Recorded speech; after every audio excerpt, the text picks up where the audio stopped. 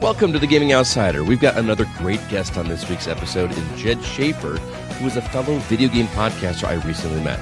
He and Relle, one of our contributing writers, are joining us to discuss classic games that are ported to modern consoles and which ones hold up. In news, the price of V-Bucks is going up. That affects some people. You'll also hear impressions of Volunteer the Ascension, Blossom, The Seed of Life, and John Carpenter's Toxic Commando. This is the Gaming Outsider.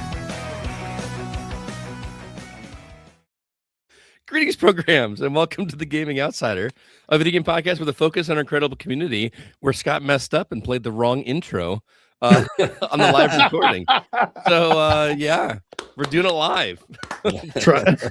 Our community can be found on thegamingoutsider.com. We've also got a community at facebook.com/groups/the GoCast, and even a Discord server. You can find a link for it in the show notes of this very episode. It is Sunday, March 15th. I'm your host, Scott Clark, and joining me is my good friend, Jacob Gunnarsson. Jacob, how you doing? I'm doing fantastic now that you've played the wrong. You could have said nothing. You could have said nothing, and I wouldn't have made fun of you. But now, well, thankfully, it's just our live audience that heard the wrong one. I will correct that in the actual podcast, which most of you will be listening on, because it played the wrong host. I had a recording all set and ready to go, and then I messed it up. But if you can't tell this on the audio, request to hear Scott's foul up. Oh my goodness. I think it was the intro for next week's episode's guest, which is hilarious. So but yes, CB is not here. He's working today. Zach is not here. He's working. We're actually recording earlier. We had to record on Sunday because I'm not available to record on Monday, our normal recording time. And nobody wants a show with just me. Yeah, that was not going to happen. So we did some recruiting. We went to our community and our contributing writers, and we have a couple guests to welcome to the show. It gives me great pleasure. Like his third time here, I think. You've heard his voice in the reviews more often than not. Mr. Marc Szymanski. Marc, how you doing? I am doing good. It is Sunday. I am not working today. So let's talk about games. That's absolutely. Cheers. And also joining us, you've heard his voice in the review section quite often. He loves JRPGs. He loves Metroidvanias. I'm sorry, gear-gated games. We know him as Relle. Relle, how you doing, man? I like other things. I know that it's just like your bread and butter. I just like those the most. But no, I'm doing good. I'm doing good. I am recovered from illness and ready to get back into gaming, not with the stuffy nose and the headache and the body chills and the everything else. Doesn't it? It sucks when like you finally get time off from either the weekend or, you know, if you are sick and you miss work, but then you're too sick to play games. And you just want to curl up and die. That's exactly what I did a couple weekends ago. It's the worst. It's like I finally have some time. I can get caught up on some games, but my body just says, nope, we're good. We're gonna stay in bed for a while. So, but speaking of games, Relle, what have you been catching up on lately? We'd love to hear from you. Oh my goodness. I've been just neck deep in Ys 10. I am enjoying the mid game way more than the beginning, which is kind of typical because anytime in these action RPGs, beginning of the game, you barely have anything going on. Then by the middle, everything opens up and it just becomes this wild ride. Also been playing Octopath Traveler 2. Much improved, I feel like, from the first game, and this one actually lets me play in Japanese, so I can't complain. There you go. I've not yet played Octopath Traveler 2. I played the first one. I've talked about this before. I played the first one a lot, and then I hit what felt like a grind wall, and I just kind of gave up and never went back and finished it. I kind of regret it because I was really digging that game a lot. You should go back to it. Octopath 1 was a really good game, and it has some ways of cheesing the grinding so that it's not quite as bad. Mm-hmm. Octopath 2, likewise, like that game, if you're smart and you play really well, you can actually fight enemies that are like much higher than your level, like 10 levels higher. Oh, okay. You get much better XP, so it's easier to grind in that game, I feel like, as long as you know what you're doing. See, that's the problem. Scott's not smart. I was gonna say I'm out. I almost picked on you, Jake. I was like, well, Jake's out, but I pulled it back. And then you beat me to this opportunity. Yeah. Yep.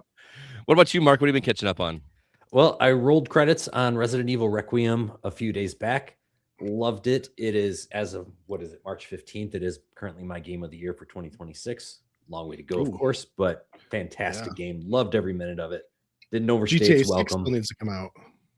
Well, there's a certain game coming out in a few days that I'm really considering buying that I think could be a contender as well. Everybody is talking about the game, but we're going to get to that in the news, I believe. And then I also played Nocturnal for a little while. Nice short game. The sequel is coming out pretty soon. I wanted to at least get some experience from the original and see if I liked it before buying the sequel. Nice. Jake, how about you? I've still been playing Incursion Red River. I really enjoy the I don't know, survival extraction shooter aspect of that game. Mm-hmm. But then I got a little much. It's too serious. I mean, the missions are kind of long, especially when you're trying to take your time so you don't die. So I need to be a little bit less intense. So I've been playing Happy Sheepies. What is Happy Sheepies? Does anyone know what Stacklands is? No. Nope. Okay, never mind then. So Happy Sheepies is not exactly a point and click adventure, but you have a little farm on screen and you get sheepies and you have to feed them and have a little farm, and you do buy products of the sheepies, and the point is just to raise the sheep and run a farm, and it's just this little drag and drop thing with items and stuff, and you have to expand the farm a little bit, and and then you love the games sheepies. that are work. I mean, I'm not doing anything except like dragging and dropping things. So yeah, that's fine. All right. As for me, I've still chipping away at Undermine. I picked that up on Switch. Really enjoying that game a lot. If you like that kind of game, the dungeon crawler roguelike, that one is awesome. Also, I didn't even realize that Mini Shoot Adventures dropped on console recently. That's a game I reviewed over on PC when it first dropped. I played it on my Steam Deck. It's basically if Zelda were a shmup, and it's awesome. It's great, but it released on Game Pass. It's actually available on Game Pass. If you have that service, you can get it. Otherwise, I think it's like $15 if you want to like buy it straight out on Switch or PlayStation or Xbox, and it's awesome. I've been playing through that. I got through the first dungeon already. Jake, you can back me up. That game's great. It's more of a shmaround, but yeah, a shmaround. Everywhere. It's everywhere. So yeah, I've been playing that and just really enjoying that. That game is just so much fun and so satisfying. I just really enjoy it, and the exploration's great. So yeah, Mini Shoot Adventures. Okay, well, that's what we've been catching up on. Let's go ahead now and jump into the week's news.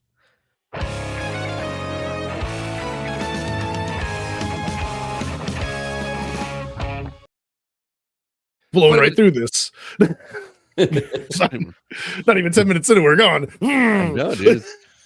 We got a lot to talk about this week in news, so maybe that's why we're going through it quickly. 007 First Light. Yes, we're still talking about that game. A new dev diary about the performance capture. Performance cancer? Performance cancer. Are you calling their performance cancer? No, I am not calling their performance cancer. It's about the performance. If you have played games in the late 20s, you may be subject to reimbursement. About the performance capture and character design used in the game that's been released. You can check that out over on our website. Also, Wax Heads is a cozy indie game about running a record shop coming to PC and consoles in 2026. The Dark West, a new occult action RPG where the frontier meets the supernatural, coming later in 2026. Hyperwired, an electrifying 2D roguelike, coming to PC and all major consoles in summer 2026. And Adam's Far, a Skyborn survival odyssey, coming to Steam Early Access in Q2 2026. If any of those sound interesting to you, you can read about those at thegamingoutsider.com. In other news, we got it's probably just going to be like a weekly thing at this point, getting updates about Xbox and whatever the heck Project Helix is. Matthias Linda is suing First Press Games. Poor Epic has no choice but to increase their price of their made-up currency, and Crimson Desert is going to be requiring a day one patch for physical copies on PS5. Mark, you're our first guest. Let's let you take first crack at stories. What would you like to discuss? All right, I threw in the Crimson Desert one because there's some misconception going around on the interwebs, and I wanted to make sure that I threw my support behind game developing companies. Everybody's talking about this game like it's going to be the second coming. It looks I don't know anything about it either. What's going on? It's kind of like The Witcher 3. It's gigantic. People are saying that you could spend anywhere from 40 to 140 hours in it. So there's lots to do, and I'm very intrigued. It looks beautiful. But the misconception on the internet is that it's like they're blocking people on purpose by requiring this patch on day one for physical copies. When in fact, it's just because the game is so gigantic, they couldn't fit it on one disc. So even if you get the physical copy a couple of days early, like it can happen when you order from Amazon, or if GameStop sometimes launches a little early just to get a head start. Or one just falls off the truck, you know what I'm saying? That too.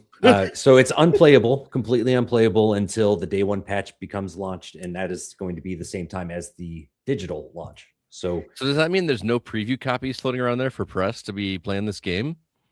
It doesn't. There's got to be. There's maybe it's smaller versions, a couple of levels for just to give them a taste. Yeah, that's not really insane. Sure. Well, I'm sure the same way that we get codes to access games early, they get codes to access games early. Right. Now, I may be just an old-timey Californian, but I remember the days when game companies shipped boxes with multiple discs for a single game. Oh, yeah. What was the one that had 4? Final Fantasy VIII? Final Fantasy VIII, yeah, but I'm talking even like newer. And was 9. The Xbox one. 9 had 3, didn't it? 9 had, I'm pretty sure 9 had 4, but I could be wrong. I know 7 had 3. 7 had 3, 9 had 4, 6 had 7. But 6, 7. Yeah. Shut up. Never again. No. Phantasmagoria had 7 discs. Oh, there we go. Goodness. No, what's the one on Xbox I'm thinking about? They were like the Japanese one that had all the turn-based combat. The Wario 64 used to call it Final Fantasy 13 before Final Fantasy 13 actually released. Oh my goodness, it's driving me crazy. That one was an Xbox game that had 4 discs. I know what you're talking about, but also I don't know what you're talking about. So, Oh, what is it called? Lost Odyssey. Lost Odyssey. Oh, yes. Yeah. So why could they not press a second disc? Heck, Square with Final Fantasy VII Remake had a game data disc and a play disc when they shipped that original game. So what gives? Is Crimson Desert too good for the 2-disc game? I mean, you don't want to put more cost on a developer, right? Okay. Physical's just going away. I think they're just not bothering with it. Here's my question. How big is the download? 45 bigger gigs. than I mean the download is 45 gigs, or the day one patch is 45, and then the overall I think they said it was about 140. Okay, so I mean, yeah, it's 40. I mean, yeah, so it's bigger than the disc. So I mean, but it's not small enough that it feels like it should just be a quick download. It sounds like you're downloading like half of a game. So just half of a big game. Just release 2 discs if you're going to go that direction. Or I wonder how a modern audience that is a physical media consumer is going to feel about getting up out of their chair and swapping a disc to continue playing the game. Because that, like, Lost Odyssey is the last time I remember doing that. I think gone are the days where you get up to swap the disc to continue playing, because you're just going to load everything onto the system anyway. Because the only reason that you swap discs with, Final Fantasy 7, 8, and 9 is because the original PlayStation didn't have any kind of hard drive in order to have that sort of seamless play. But they could just do it with this and just have a play disc and an install disc. But again, don't want to continue physical media, don't want to have the additional cost, even though it really shouldn't be that much money to press an additional disc. I don't know. Well, I mean, who eats that cost? Because, even though it doesn't sound like it's that big of a deal, that would be a cost. Would that be passed on to the consumer, or is that something that's going to be picked up by the developer / publisher, whatever? I will gladly pay an additional 50 cents or $1, whichever the markup is, in order to have that physical disc and not have to worry about needing to download that patch in the future when it may not be available. Like, 10, 15, 20 years from now, will that patch still be available? I don't know, but the disc will be. So, Jay Sunshine says, at least make double discs an option. I would pay more for it. They could put it in the deluxe edition. Jay Sunshine, you are a smart man. Right. So, yeah, if they decide to turn off the store one day and you go back 10, 15 years from now and go, hey, I want to play this game. But that opens up a whole other can of worms, because if you offer that second disc to the deluxe people, now the people that paid for the deluxe edition get the whole game and can play it forever. Whereas if you were a peasant that bought the original, then that game is only good as long as you have an internet connection. But that is once your a peasant, choice. always a peasant. That is your choice. Just like all the folks who swear that they're digital only now, that's their choice. Mm-hmm. And when the servers shut off, they will realize the consequence of that choice. Oh yeah, totally. Mm-hmm. Crazy. But also, Crimson Desert, it's all over my feed everywhere about this, just like the size of this game and how crazy it is to explore and how many hours of content that is. And that just makes me not interested in looking at it at all, guys. I'm not going there. I mean, you said it was like 40 to 140 hours, right? Yeah. Yeah, that's one Xenoblade. I can get behind that. Right. Yeah. It's about a quarter of a Skyrim. I can maybe throw a couple hours into it. I mean, I'm intrigued to hear about it. I just don't know if it's a game that I'm going to dive into. Excuse me, Mark, it sounds like you're going to check it out or interested in checking it out. I am being talked into it by all of the excitement on the internet. I looked at my calendar. My next big focused game that I want to buy is Pragmata, which is late April. So it sounds like I have a month. They moved Pragmata up. Did you hear that? Oh, I still have it written down as late April. What is it now? April 17th. They moved it up that's a week. Okay. Yeah. That still gives me a month. That's right. Another week early. Mark's like, I still got a month to play this 140-hour game. Not a problem. We'll see. Right. We'll see how that goes. See, I want to know, because you compared it to Witcher 3. I tried playing The Witcher 2, wasn't feeling the combat, and so never continued it, and I didn't bother with Witcher 3, even though everybody says it's the greatest game of all time. I'm interested to know if Crimson Desert is The Witcher for people who didn't like The Witcher, but still like the concept. Well, number one, I will say that the combat in Witcher 3 was vastly improved over Witcher 2. So there is that. I tried Witcher 2 and I could. What are you shaking your head at me for? I played The Witcher 3 for probably about an hour and was like, this combat sucks. I played it for 20, so thought it was fine. I did not like the combat in 2, though. I could not wrap my head around it. I feel like you had to learn the combat in that game. Now, it's been a minute since I've done it, but there is that. So anyway, it just feels like it's going to be that next massive game that I'm not going to have time to get into, but I'm happy for everyone that is super stoked about it. I am, like Mark, very excited about Pragmata. That's like my next big one. I'm really stoked for that game. Totally. All right, Relle, what story would you like to talk about from this list? Oh my goodness. What I want to ask about Project Helix, because even though I don't own an Xbox and I'm not an Xbox person, I don't know what's going on. What's going on? Well, nobody does. That's the thing. Just to catch you up, Microsoft had been toying with the idea of a new console for a while, and then last week, all of the changes happened at Microsoft. Their CEO, retired. His second in command retired. That all happened, and we now have a new CEO, and the internet hated her right off the bat. Of course. Because she came from the AI department at Microsoft. So, of course, everyone assumes that she's going to start using AI to do everything. And they started accusing her of using AI to write her responses on Twitter, all that stuff.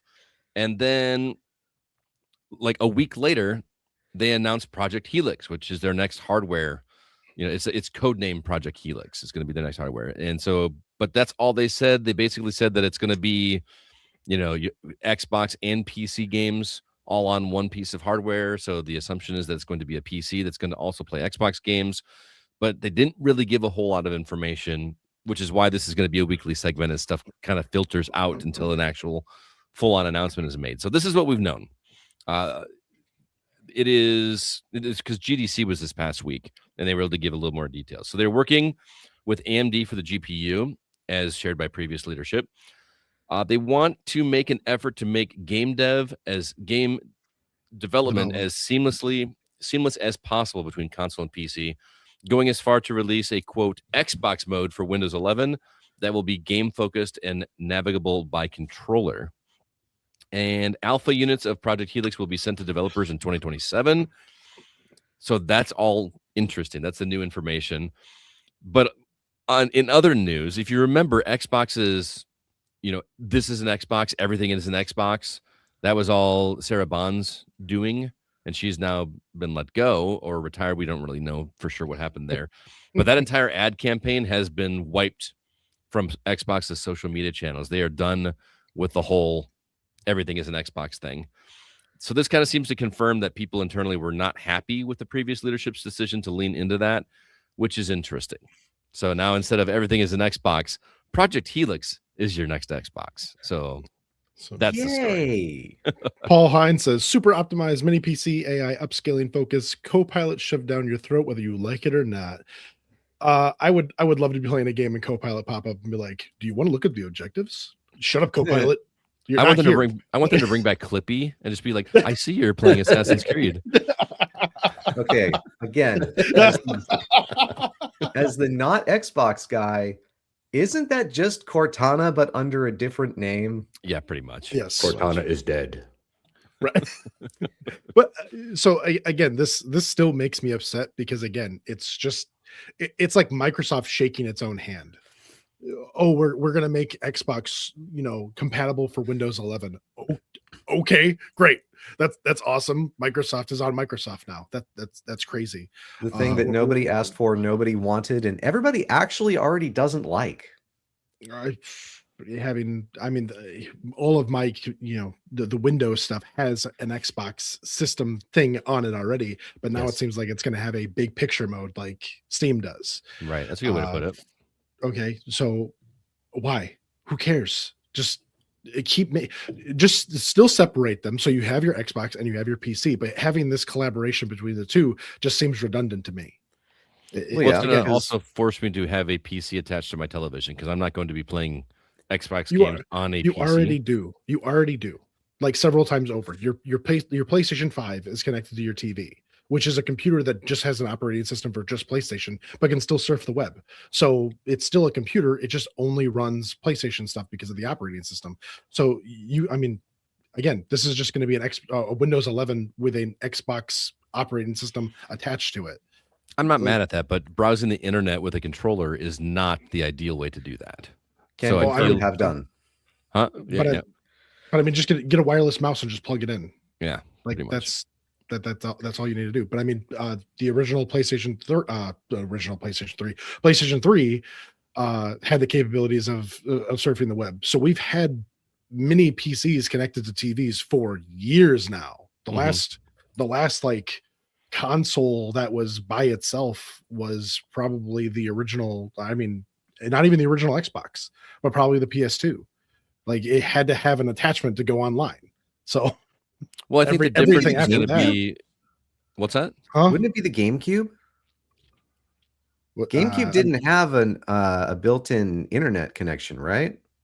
Or web browser. It had a port, and it had the ability. Like I think you could get like an attachment for it. You had to get a thing in order for it to connect to the internet for Smash. I think. It's been a while.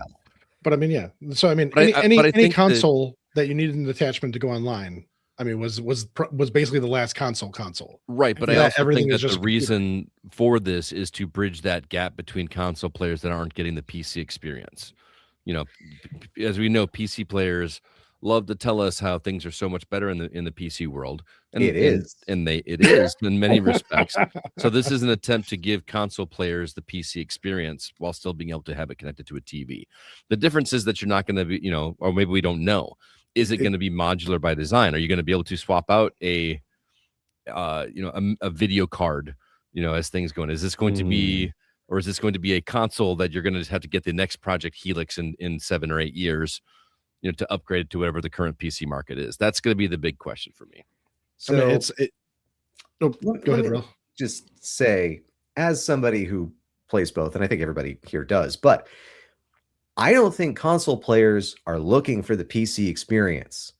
If they were looking for the PC experience, they would get a PC.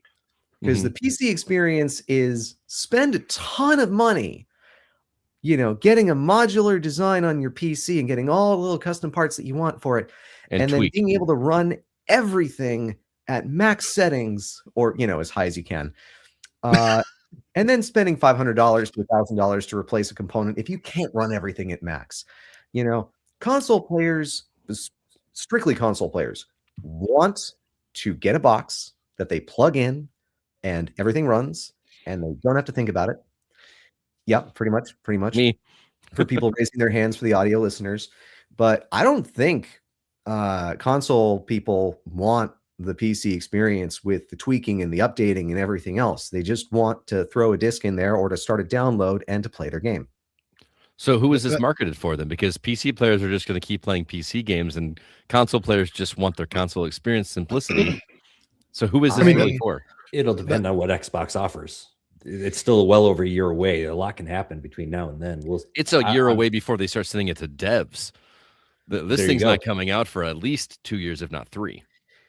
I think this is not being marketed strictly to any particular audience. I think it is another version of Microsoft's overall strategy of flood the zone, make everybody have your thing, and just consider that world domination. Like everybody has Windows. Everybody has something that runs something Microsoft. They have made themselves spread far and wide, and now they control everything.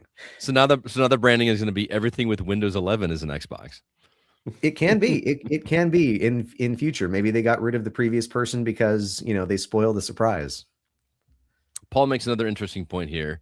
He says modularity and the modicum affordability has disappeared from the PC gaming space in the last 6 months. And that brings up something really interesting as well. Whenever this thing comes out, what is the price point going to be? Because guys, I'm of the age where like if the next generation of consoles is over $1,000, I'm probably good. Like I will wait until those things drop in price, and I will continue playing on my Xbox One, my Xbox Series X, my PlayStation 5, and my Switch 2, and my Steam Deck until things become affordable. Because it's not getting worth it. I mean, strong agree. If it's $1,000, there's no way I'm going to buy a console. I'll wait for it to drop in price, because I can't even think of a game that would sell me a $1,000 console. Right. It's it's crazy. Also, I'm a hypocrite, big talker right now. Then the time comes, we'll see what happens. But I've got so many games to play. I don't need one. I have to agree with Relle, because when I was younger, part of my thing with the consoles was I could buy any game on the shelf and know that it was going to play. And then as the lifespan of the PS3 continued, you started to see this thing where, okay, now that we're going towards the end of this lifespan, these games are having a harder and harder time to run on the PS3. Oh, we released the PS4. Oh, that's crazy. Now I can play these games on the PS4 and it runs better. Okay, cool.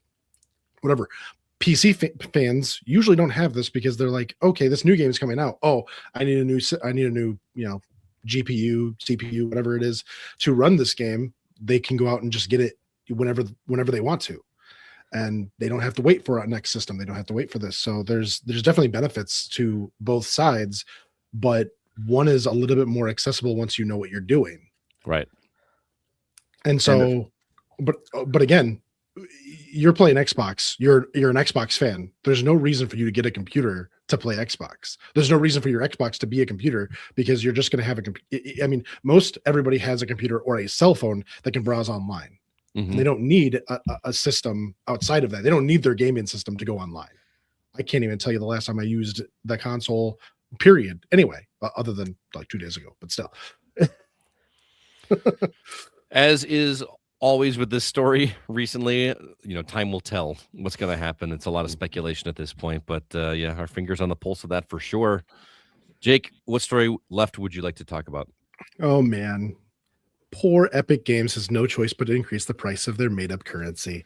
Now, V-Bucks are going up in price because what they said is the cost of running Fortnite has gone up a lot, and we're raising prices to help pay bills. The $9 pack gets you 800 V-Bucks instead of 1,000 now. The battle passes are being reduced in price to 800 from 1,000. And you can still earn back the $800, but you can no longer get the 500 play around money or V-Bucks that they were offering you.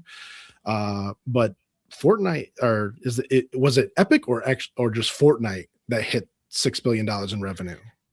I would imagine it's Fortnite, because I can't imagine Epic Games Store is making a ton of money. Yeah. So either way, this isn't really. Well, I think he's asking if that's overall Epic, which would include Fortnite, or if it's just Fortnite. Considering it's their moneymaker, it's probably Fortnite. Well, Epic still also controls Rocket League, which is also big in the nonsense of spending money in. But it's less about making the currency more expensive, or the prices are going up. The prices are staying the same, but they're giving you less now. So yes, it looks like whatever, but are there skins going down in price? Because the battle pass went down in price, so you can still spend $9 to play it. But if their skins are going down in price, this goes back to what old Xbox used to do, where they'd offer you, a skin for $5, or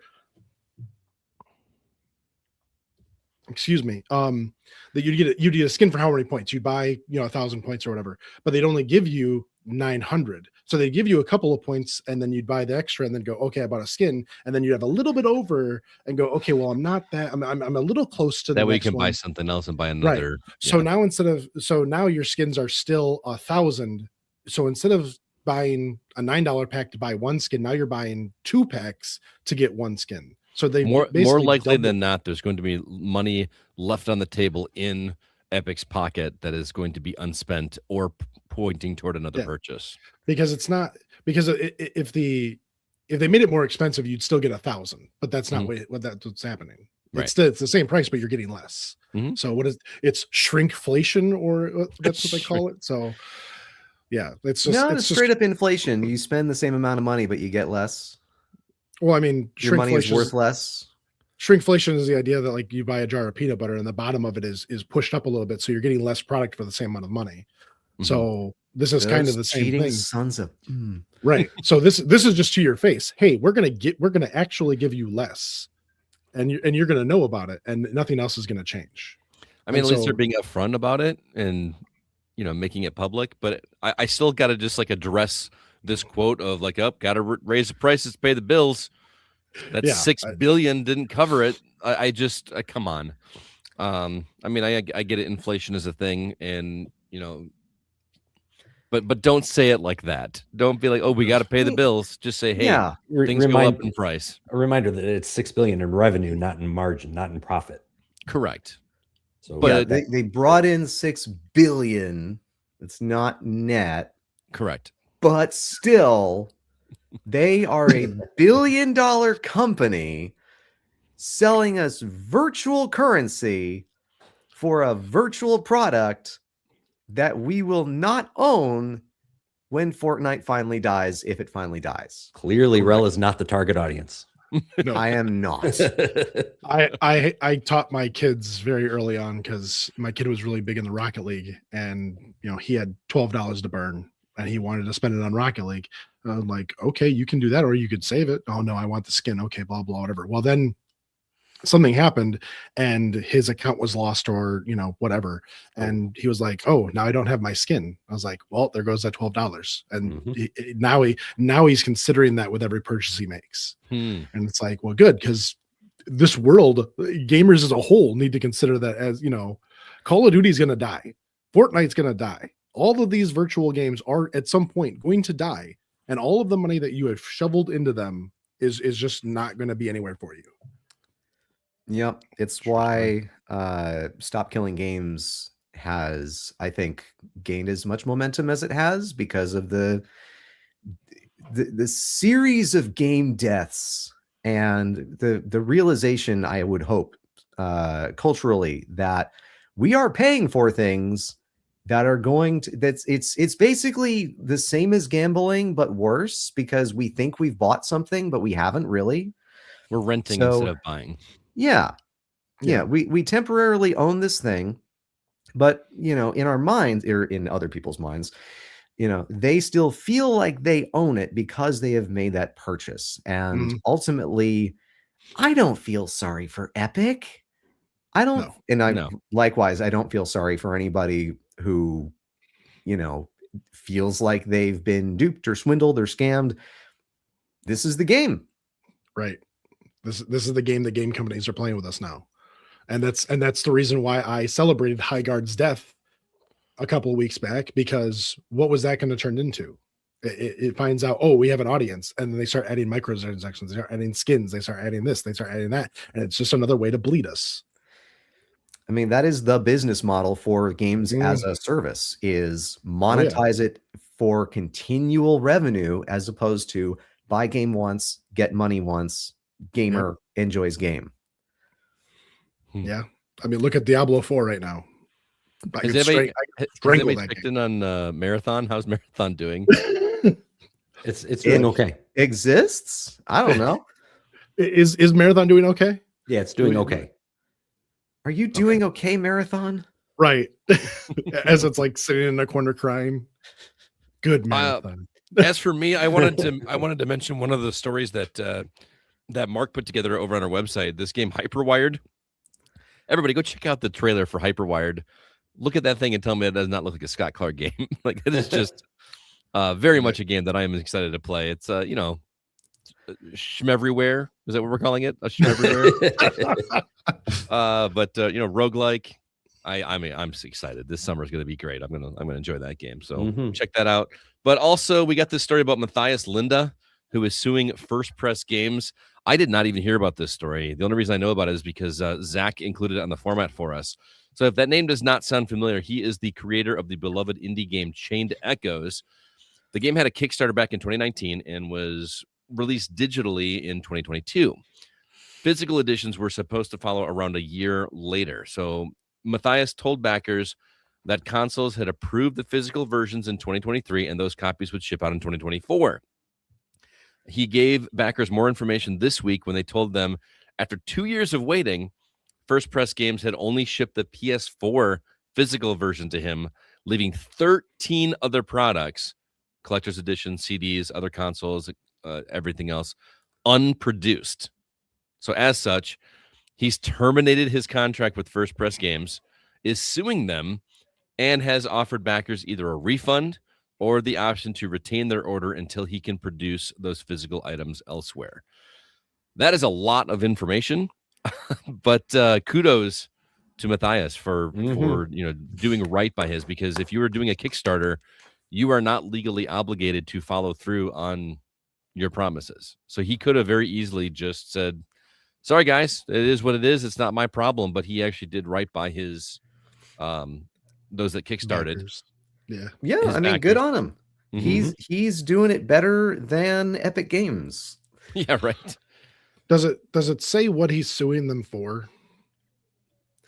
I would imagine damages, because they promised a product by contract. They took, presumably the contract said I need this by this time, and they didn't produce the product by this time, and in fact it took even longer. And now, I mean, if nothing else, he has reputational damage, because he what was his name? Tobias? Matthias. Dang it. I was so close. I'm so bad with names. Matthias, he promised his backers a product by a particular time. So now he has reputational damage because this other company didn't follow through on their end of the deal. It was already 2 years late. Yeah. I mean, if you're a backer, I mean, you know how I can't speak for everybody, but I've backed stuff. Stuff takes longer than you think it does sometimes. And I personally don't have a problem waiting, because there's plenty of stuff to keep me busy as long as I get something in the long run. But even then I know I'm not guaranteed, because that's how Kickstarter works. You were not buying a product. You were throwing money at somebody in the hopes that they follow through. They are not legally obligated to do so. Yeah. And I wish him the best. I hope that he is somewhat successful. I mean, I think he has, as somebody who's not a lawyer, I think he has something where he could have a case. Whether or not it is a case worth a lot of money, and whether or not this First Press company can afford to pay it, given that they can't even produce this product for him, which speaks more toward the company than anything else, is a question mark. Like, I don't know if it's worth his time to pursue it, or money if he's going to hire an attorney. Well, that's why I asked that question, because it says that he terminated the contract, but he could still be suing for completion of contract for them to actually do the thing that they said that they were going to do. If it's 2 years late, they're already outside of the contract, and he could just sue them to actually just get it done. But it does sound like he's taking his business elsewhere and trying to get it done through somebody else. Yeah, and I hope that he can pull it off. I would imagine most of the folks who made that pre-order, if I were one of those people, I wouldn't be asking for my money back. I'd just be like, yeah, whatever. I paid that like 4 years ago. 7 years ago. Right. 7 years ago. Yeah, just to give you an idea, I backed the what's that Tommy Tallarico console, the Amico? Yeah. And that wasn't just a backing. I pre-ordered that thing. It's got to be like 6-7 years ago. I've been given the option to get a refund on that, and I still haven't done it because in my mind, like, that money's gone. Right. But now it's a gamble as to whether or not that thing's going to come through. Because if that thing does come through, it is going to be a collector's item. That is going to be, Or so I'm hanging on to that one. Get your money back, put it in like a money market account or something like that. Sit on it for 3 years, and then when Helix comes out, you can afford it. If you can even buy it. Mark. Have you looked at money market rates, Lisa? Come on. You think you're going to be able to afford the Helix? Oh. Yeah, it's not happening. It's not happening. I can tell you right now. All right, well, that is the week's news. Let's go ahead now and jump into the new games that we've been playing.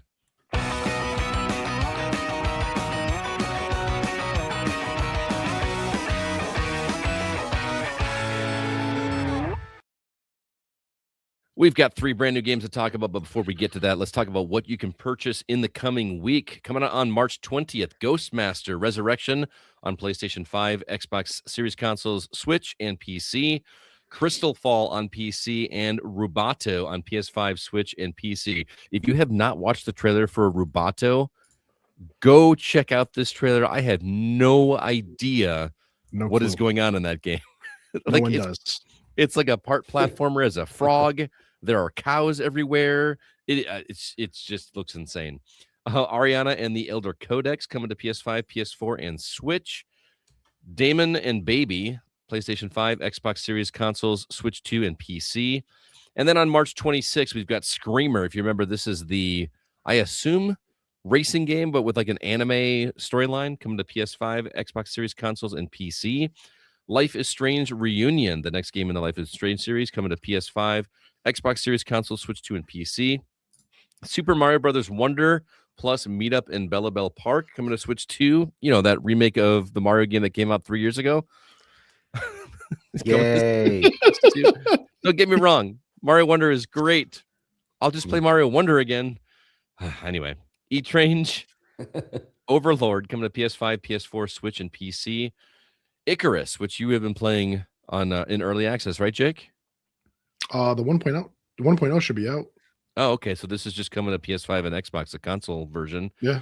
On March 26th. Also, Dracomar coming to PS5, PS4, Xbox Series S, and Xbox Series consoles and Xbox One, PC. Where Devil exactly Jam. You need 'em? Devil Jam, a metal-themed, Vampire Survivors type game, PS5, Xbox Series S, Switch, and then lastly, the one that's got Jake's name all over it, Space Warlord Baby Trading Simulator. Yes, you heard that right. Baby Trading Simulator coming to Xbox Series consoles. I believe it's been on PC already. That's what's coming out in this week. I want to know what games stand out to you guys that you would like to check out. Mark, let's start with you. Well, my answer is going to be none of these because chances are I'm going to be playing Crimson Desert.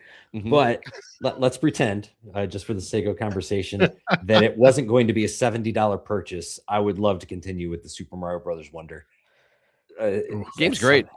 Game's fantastic. I loved it, and making it even bigger and putting it on the Switch 2, that bigger screen, better performance. Heck yeah! But don't they offer an upgrade? Like if you have it on Switch 1, like you can like get this version for like $20 or something. If that's the case, I'm there. Okay, I don't quote me on that. I just seem to remember that. I'll have to look it up while we're talking. But what about you, Rel? Well, as a fan of the original Life is Strange, and as someone who has skipped every other Life is Strange game, not for any particular reason, I just, by the time I wait until the full thing comes out because they sell it by episodes. I don't like that. I want to have the whole game. By the time the whole thing comes out, I've forgotten that it exists. And then another Life is Strange game comes out, but they still use the episodic model. So the cycle continues. So this one's using the episodic as well, or are they doing this all at one go? No idea. But if they are, then I'm probably going to end up forgetting about it. I do want to play it because I heard that, they changed like the writers. And so, because I forget what the previous game was titled, but it was also one with Chloe and Max. And I know a lot of people had mixed feelings about it because it either invalidated what was supposed to be a canon ending for the original game, or it didn't go with the canon ending, or it didn't go with what people wanted as the canon ending. Right. There's two basic endings of that game. I think it was Into the Storm. Was that the name of the game? Yeah. And like two different things could happen at the end of that game. Very drastic, significant story beats. Yes. And very, very different. And basically the developers went with one of those as the canon ending to continue on in the next story. We're dancing so as not to, I know it's an old game, but still. But also you should play it. But then like, I think maybe they crapped on that ending. Yeah, no, you should definitely play it. Go get the game. It's probably on sale somewhere. But yeah, I wanna get back into the story, and I always enjoyed the gameplay because I felt like the time powers really did it for me. And then Mario Wonder, I have not played. It's great, dude. It's so good. I know. And also it's a game that is multiplayer. So like I recently got Kirby Return to Dreamland Deluxe because it's a multiplayer game and I can play it with my kid. Mario Wonder, also a maybe thing. The problem is he constantly wants to play things that I don't, or well, I guess I should say, I get games thinking that, oh, this will be fun together. And then he doesn't want to play it. And so I'm just like, okay. You're not bitter. Does he want to play Fortnite? Not bitter. Oh, sure. Yeah. He wants to play Fortnite. He wants to play Among Us. He wants to play Minecraft online. Roblox. I don't let him play Roblox. Absolutely. I don't let him play any of that because I don't let him play anything online until, he's old enough that he understands what that means. And I know that's not sustainable, but he's 7 and I can wait 4 or 5 years, even if he can't. Jake, what about you, man? Oh, out of the blue, Paul Hines says, Mark, the upgrade is $20. I saw that too. Thank you very much. Go get it. It hasn't been cool to play as an anamorphic human in like 10 years, but Crystal Fall looks really cool. So I might try that because it looks like Path of Exile. I forgot what it was called. Really? Not Space Warlord Baby Trading Simulator? Look, Space Warlord Baby Trading Simulator looks like a stock market game. And I already have like 5 of them. But this one you get to trade alien babies. I know. I know it sounds like I'm making it up, but that's actually what that game is. You're putting alien fetuses on the stock market and trading them. It's crazy. For me, it's Devil Jam. I haven't played. I've kind of given up on the Vampire Survivors Clones game, but this one has a metal theme, and I can't help it. So I may have to check that one out because it looks cool. I'm looking at the Steam page for Space Warlord Baby Trading Simulator. It looks awesome. I know. This is going to be a really deep cut. But has anybody heard of or played Gazillionaire on PC? No. If I look this up, it's gonna burn my eyes. So let's go. Probably. It Okay. was to give the short version. You played as a space merchant. You bought a ship, you filled it with whatever goods, and the entire gameplay loop was traveling from planet to planet, buy low, sell high, and try and make as much money as you possibly could with various like hazards and events happening as you traveled. There was like no real gameplay. It was just click through menus. You know, you didn't pilot your ship or do anything. You just clicked stuff. And I played that game to death. This game looks like a freakier version of that. I don't think you're wrong. And they actually show like the baby fetuses. Like they look all like messed up. Mm-hmm. I think they're aliens. I know, but that just looks awesome. I don't know. I think it looks... That one's head is translucent. You can see its brain. That's normal for the species. Leave them alone. God, so speciest. You're an I'm not alienist. judging. I'm just commenting. Right. All right. Gazillionaire might have to be a purchase that I make. Really? There's Not Space Warlord Baby Training Simulator? Stop it. It rolls off the tongue so well. Wait, does it exist? Oh my God, it exists. What exists? Gazillionaire. Yeah. Oh, it's on Steam. It's on Steam. Oh my God. There you go. They actually did it. I was just surprised by your reaction. This game I just got done explaining. It exists. Okay. Yeah. No, not just it exists, but it exists and it is purchasable. Yes. Gotcha. Okay. I thought it was lost. I have the CD of it still. It's that old of a game is what you're saying. Listen, pro tip. The Whale, it has the most cargo space. It is the slowest, so it's like the riskiest ship because prices may fluctuate while you're in transit. But if you can, load up that cargo hold and then sell everything, so much money. All right. Well, how much money? Like a gazillion? Oh, gazillions. Yes. Thank you. I was waiting for somebody to do that.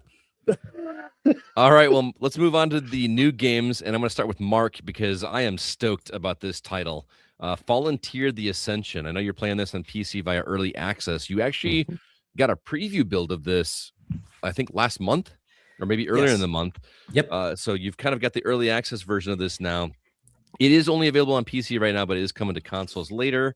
It's developed by Winter Crew, published by CMD Studios, and was provided to us by Stride PR. Relle, you kickstarted this, right? Yes. I not only kickstarted it, I got an email as we're recording saying 48 hours. Get ready, Wanderers. Volunteer launches in 48 hours. And then goes on to say, please play the game because those metrics help. But basically, I didn't realize it was coming out so soon. Tell me how happy I'm going to be. You're going to be ecstatic. All right. If you like gear-gated games, this one it's beautiful. They actually use voice actors for a lot of it. The music is spectacular. The map is enormous.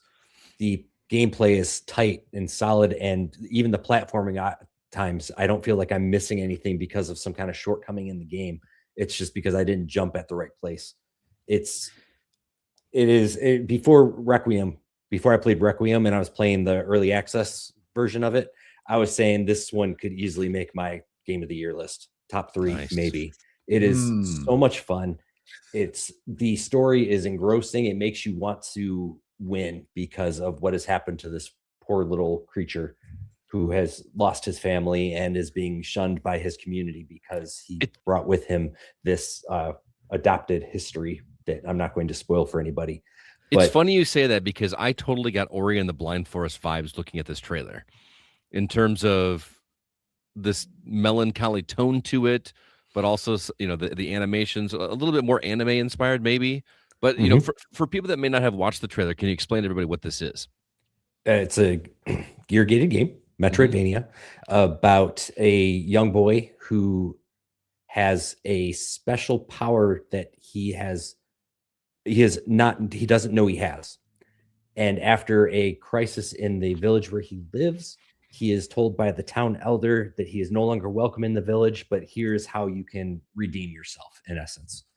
So he goes on this massive journey to make friends so that they can help him with his cause. Those are called bonds. And they work pretty well is in the gameplay when you're battling somebody, you can call on these bonded friends and they will jump in and then they will do some kind of action that causes damage, or one of them holds the enemy down so that they can't move for 2 seconds or something like that. And then obviously they go into a cooldown period where you can't use them for a little while. But do you have like a regular attack that you can spam? Oh, absolutely. Okay. But not with one of your bonds. Those, they work once and then they cool down for 30 seconds. 30 seconds or so. I'm not really sure. I know that there are ways that you can, as you go through the gear gated actions of the game, that you can reduce the cooldown time. He counted. Okay. I did not count, but I have been playing it a lot. I've run into a couple of problems where the teleport stations are pretty far apart, and I'm having trouble finding the next place I'm supposed to go right now. So I'm about 5 hours in. I've hit kind of a little wall where I'm trying to find the next objective because those aren't really made too clear. You are also a hunter, so you can go and pick up contracts to kill creatures that are out in these forests or in these wild lands. And when you bring them back to the hunter board, you can turn them in and say, hey, look, I did my contract. And then you get bonus items or power-ups, things like that. So there's so much to do in the game that all combines into making your character stronger so that you can progress through the story. What Metroidvania of the last 5 years is it most similar to? It looks like Hollow Knight. Yeah, like I was going to ask, is it more Silk Song? Is it more Nine Souls with a combat that's like focused on parry mechanics? Is it more like Mio, which has sort of basic combat, but like way more focused on tight platforming? Like, how does it compare? I'm going to kind of wimp out and say hodgepodge of a lot of those. I played Mio. I didn't play Hollow Knight because I heard it was difficult and I avoid difficulty. But you played Mio. I did play Mio and I gave up on that one too. But it was fantastic. And the combat is pretty similar to Mio. It's a little bit more direct. It's not as swishy, I guess, is the way I would describe it. But Lost Crown without the extreme platforming is how I'm thinking of it. The graphics, that's what's pulling me in, are the beautiful animation of the game. So I would say it's closer to Prince of Persia Lost Crown without those wacky, ultra difficult platforming segments. I mean, those were my favorite portions of Lost Crown, but I still like the rest of the game as well too. And ironically, I thought I actually dipped out of Lost Crown because I felt like it was way too Dark Soulsy with the combat. And I just wanted something. I get the enemies felt too spongy is the bottom line. The enemies felt too spongy and I was taking too long to in the fighting and not enough time in the jumping. Did you play it on easy mode? I was going to say that had a game. That was again had like all the sliders, didn't it? Like you it had quite a few sliders. I didn't want to throw everything down to easy because then everything just felt pointless. Like even with Mio, even with the difficulty adjustments that you could make in Mio, it was still challenging. Yes. It just, the thing that Mio let you do was sort of not throw your controller against the wall, but it was still tough. We're just gonna have a slider scale with just games on either end of them, like on a scale of Astalon to Dead Cells. How hard do you want your game? That's interesting. So this one's not super difficult. You're not feeling frustrated with this one, Mark? I'm not feeling frustrated. I did set it to easy because that's how I play. There are other difficulty settings on there. It can definitely provide the challenge that you Hollow Knight fans out there are looking for if you set it that way. But if you're looking for just sticking with the story with still a decent amount of challenge, you can set it to a pretty easy time. So I got a question on that end. Is it more granular difficulty settings where you can, like Mio or Prince of Persia, or is it more like, just normal, easy, hard? It's more normal, easy, hard. So there's setting one is like story mode or difficult mode. And then if you select either of those, they give you like a subsetting, which is like, do you want it really easy or do you want it not still a little hard? And interesting. So it's kind of like 4 different settings from easy all the way up to probably want to destroy your remote. That's a better scale than asshole Right. onto dead cells, right? probably more recognizable. Well, there you go. Thanks, Mark, for checking that one out. Volunteer the Ascension sounds like a game that I need to check out. I might wait for a console release, but or my plate to clear a little bit, which never happens. So it's a good one. Volunteer the Ascension. All right, Relle, we're going to jump over to you. Speaking of easy stuff, Blossom the Seed of Life looks a lot like a game that I would play also. So tell me about this. Well, I made it to Mars, and you know what's there? Yes. Rocks. Nothing. Yes. There's nothing there. There's nothing there. There is a little robot that is puttering around. You got a battery that is keeping yourself charged, and you got to terraform the planet. Why? Off to a good start. Because otherwise there wouldn't be a game. So just go do it. Yes. Yeah, I mean that's the basic premise. You are a robot named Blossom that you have a power pack. Your power pack is your life. If you run out of power, you fall down and die. And then a new one of you is 3D printed and you just continue on because that's the game. But yeah, you gather materials, you build machines. Those machines gradually terraform the planet or allow you to build other materials or machines. As you terraform the planet, you unlock new blueprints, you build new machines, you increase your exploration range and increase your backpack and everything else. And you gradually turn Mars from this desolate wasteland into a lush, green, vibrant planet, complete with wildlife. That's let's throw more games in it. This sounds like Astroneer meets Planet Crafter, which I'm sure nobody knows. I mean, Astroneer is kind of out there, but Planet Crafter is a little bit smaller one. But that's an incremental game where they drop you on some random planet and they go, okay, go terraform it. And so you start with like these little heaters, these little water sources, all that kind of stuff, and eventually you terraform the planet and it has breathable air and stuff. But yeah, the whole, what I love about a lot of games like Astroneer is that you are not safe. If you walk away from the ship, you begin to die. And that is like the greatest feeling that I have. Astroneer has this sounds awful to me. What do you mean? I just, as soon as that timer starts, I'm just watching the bar go down and I'm like, okay, I can go halfway there and halfway back and be fine. Okay, cool. But Astroneer has this like little hose thing that you can like start laying down that gives you oxygen and energy so you can have this kind of stuff, because you can't do actual work if you don't have energy, and you can't live if you don't have air. So this just sounds like it's kind of wrapped into one energy source.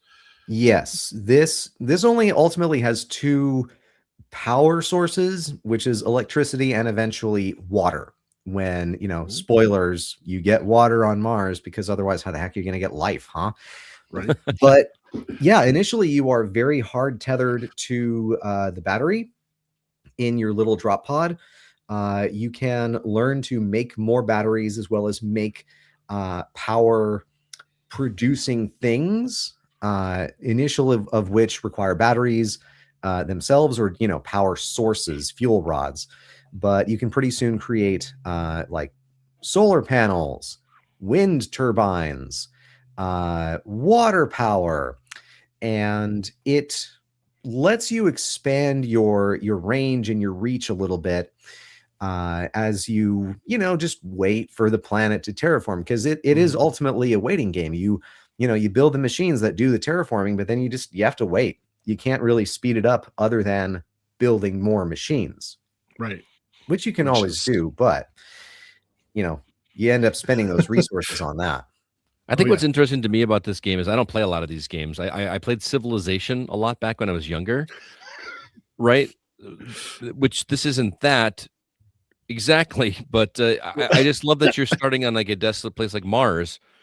When I watched the trailer, I was actually surprised that you're turning Mars into something that is lush and vibrant with life, which is, a different take on what I'm used to in Civilization, which is, technology and warring with other nations. This is just straight up building for the betterment of creating life, and that's kind of cool. Yeah.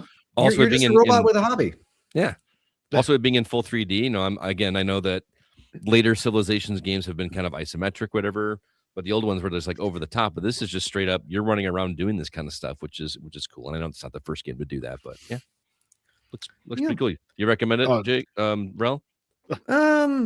Sort of. I mean, if you're a fan of Astroneer or Planet Crafters, obviously go nuts.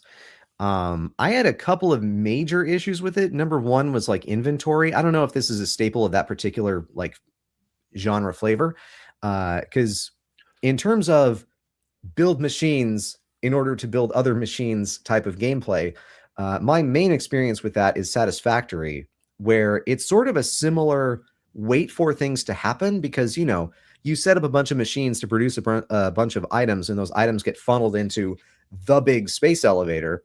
And then you wait until the space elevator has all the things that it needs, and then you get more stuff, and you repeat mashing the Skinner box over and over and over again. In this game, you have a very limited inventory, like extremely limited. You start out with 4 inventory slots, and that's not stacks of things, 4 stacks of things. That is 4 things, 4 bits. That's it. And you can expand that to 8 pretty quick, but then, that's it. You're stuck at 8. And it's very limiting. And you can't really range all that far anyway because of the battery limitation, but it still feels like you're juggling your inventory way more in that game. And it feels more like an artificial limitation than anything else.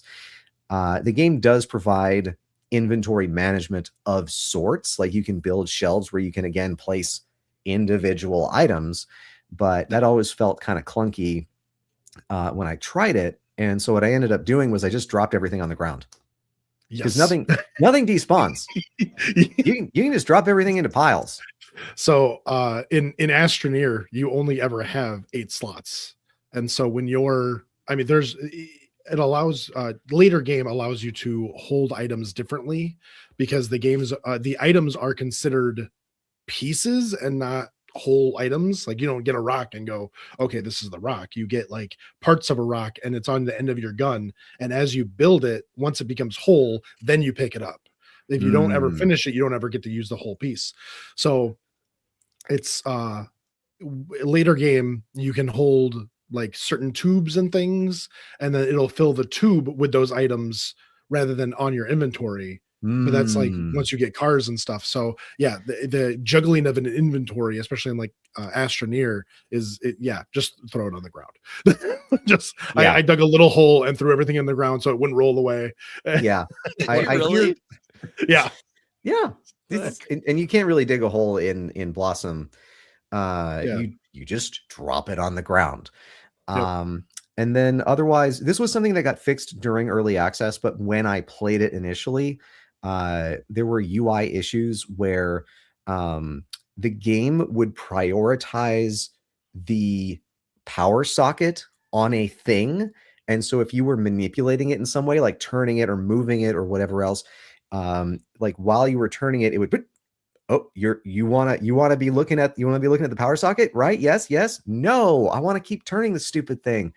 Yeah. And that was changed. I did, and that did not make it into my review because they changed it during the early access process. But while playing it, it was not great. And then other things, when building the third tier of like wind turbine, I think it's third tier. It's like impossible to know where you can place that thing, because it seems like there's so much clearance, but yet you can't put it down. And the game is not helpful with that, because, you wait for a second to see the little pop-up. Why can't I do this? And it says, buildings must be on level ground and must not be interacting with other buildings. Like, this is level. There's nothing for 10 miles.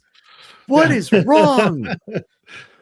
Part of the thing when it comes to stuff like that, when you have like wind turbines that have a bigger, I guess, head than the base, is that the entire model is a giant square. And so when you go to put it down, yes, the base looks like it fits and the head looks like it fits outside of everything, but because the base model is actually so huge that it doesn't actually work. So that's just I feel like that's something that could be adjusted. It's just a modeling to be issue. a smaller square. Yeah. And then I don't know if this was fixed or I actually don't know if this was a bug or if I'm stupid. It could be that. But the very latest tier of like mineable item, I think was like platinum and oh god, I don't even know. I don't remember. But basically it was used to make the products or the machines that would create seeds for, oxygenating the planet and actually create like DNA strands in order to create life. I could not for the life of me figure out how to break them in order to harvest those resources. And I'm not sure if maybe I needed like the higher tier drones or something. And like, that's why I couldn't do it. But the game comes with some creative mode options. And so I did that in order to continue the terraforming.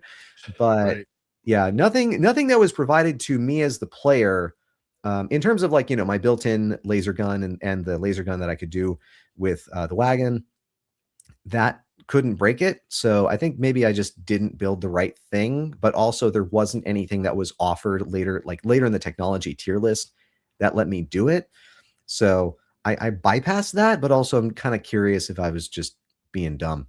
Otherwise, in terms of like, what do I call this? Objective criticisms, I feel like the map is pretty small, relatively speaking. Like it's not a roguelike map that's procedurally generated that goes on forever. It eventually ends in this like artificial dust storm.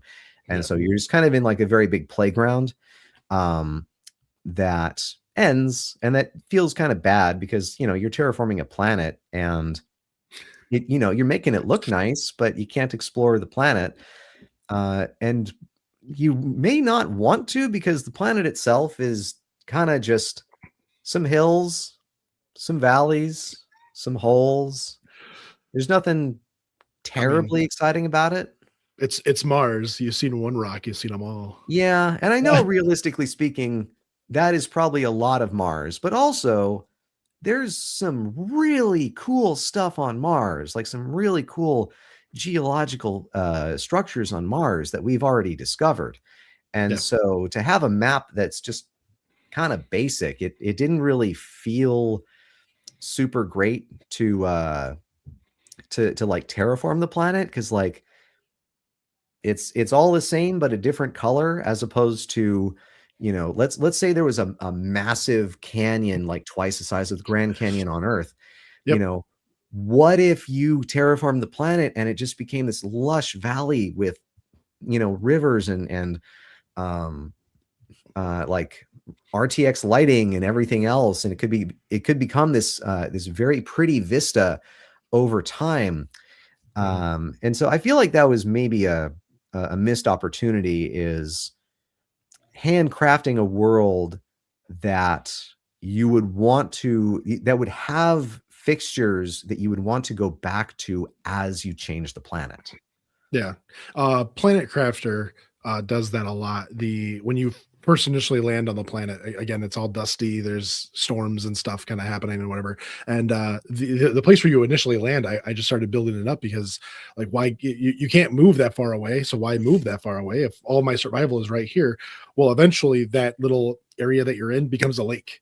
And so you are forced out of it, and then you got to go build a new home and everything else. But then going back into other areas, you find out that some rocks have become waterfalls and some places have become oases and all that stuff. So going back once the terraforming has reached certain levels was a boon, because you start finding different features and new things and all that kind of stuff. So it's kind of a little upsetting that this game didn't take advantage of that to change things. It just looks like it made things green and added trees. So it does. And I mean, here's the thing.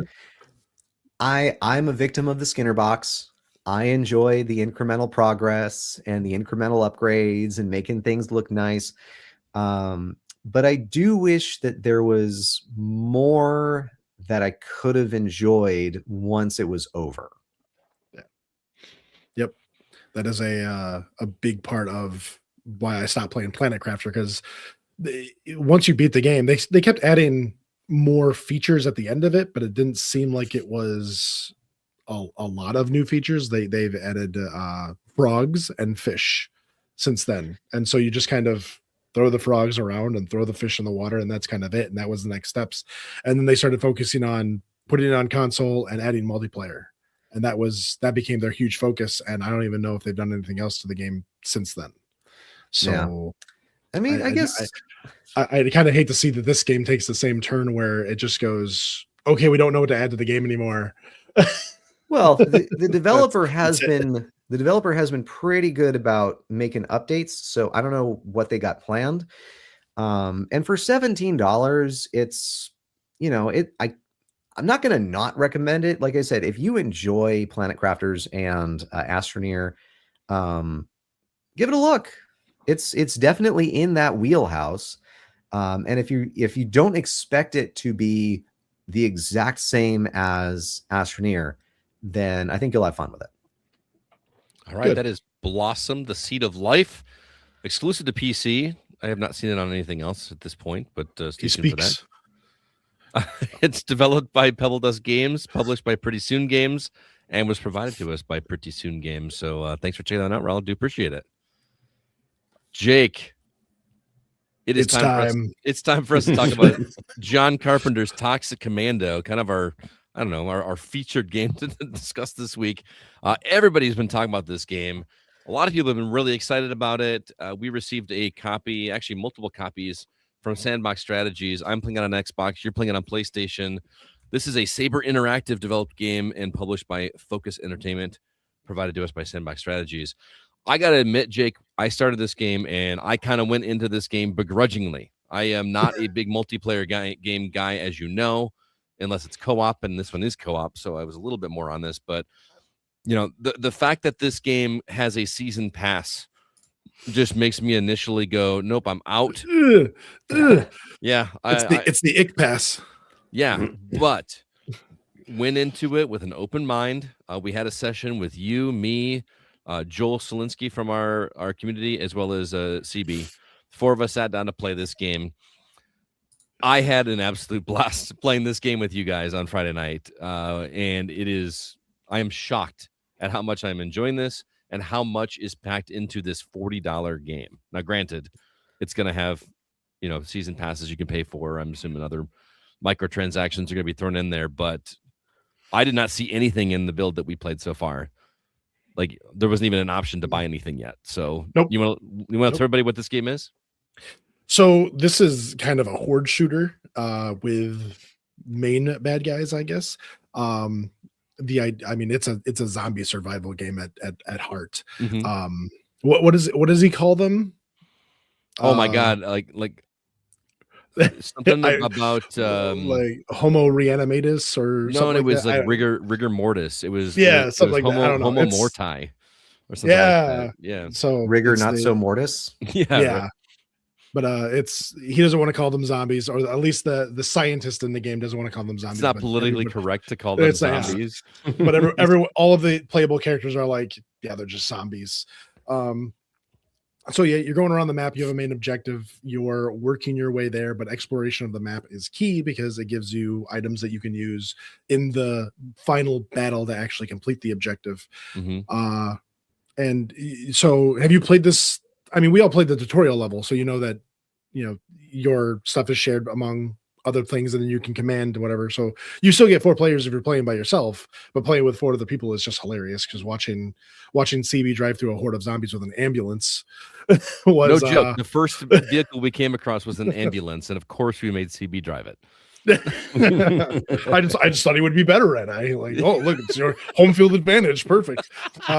So there we go. And then, but yes, there's easily there are zombies just roaming around. The zombies respawn to keep things interesting and whatnot. But there are these main enemies that are around that do special things that I don't even know how many times I was grabbed and shaken around and beaten against trees and stuff. But yeah, you call for help, which then, you know, puts a marker on the map and everyone kind of rushes to you and tries to help you out before you die. But it is a blast with 4 people all kind of doing their own thing, trying to work together as a team to do whatever. And the game's not just super straightforward. We played 4 or 5 levels that 3. night? We only played 3. They're long. Okay. So they're long levels. Over an hour each. but the game doesn't repeat itself. Every level we did had something special in it to keep the game fresh and interesting. Yeah, the last level we did. Yeah, go ahead.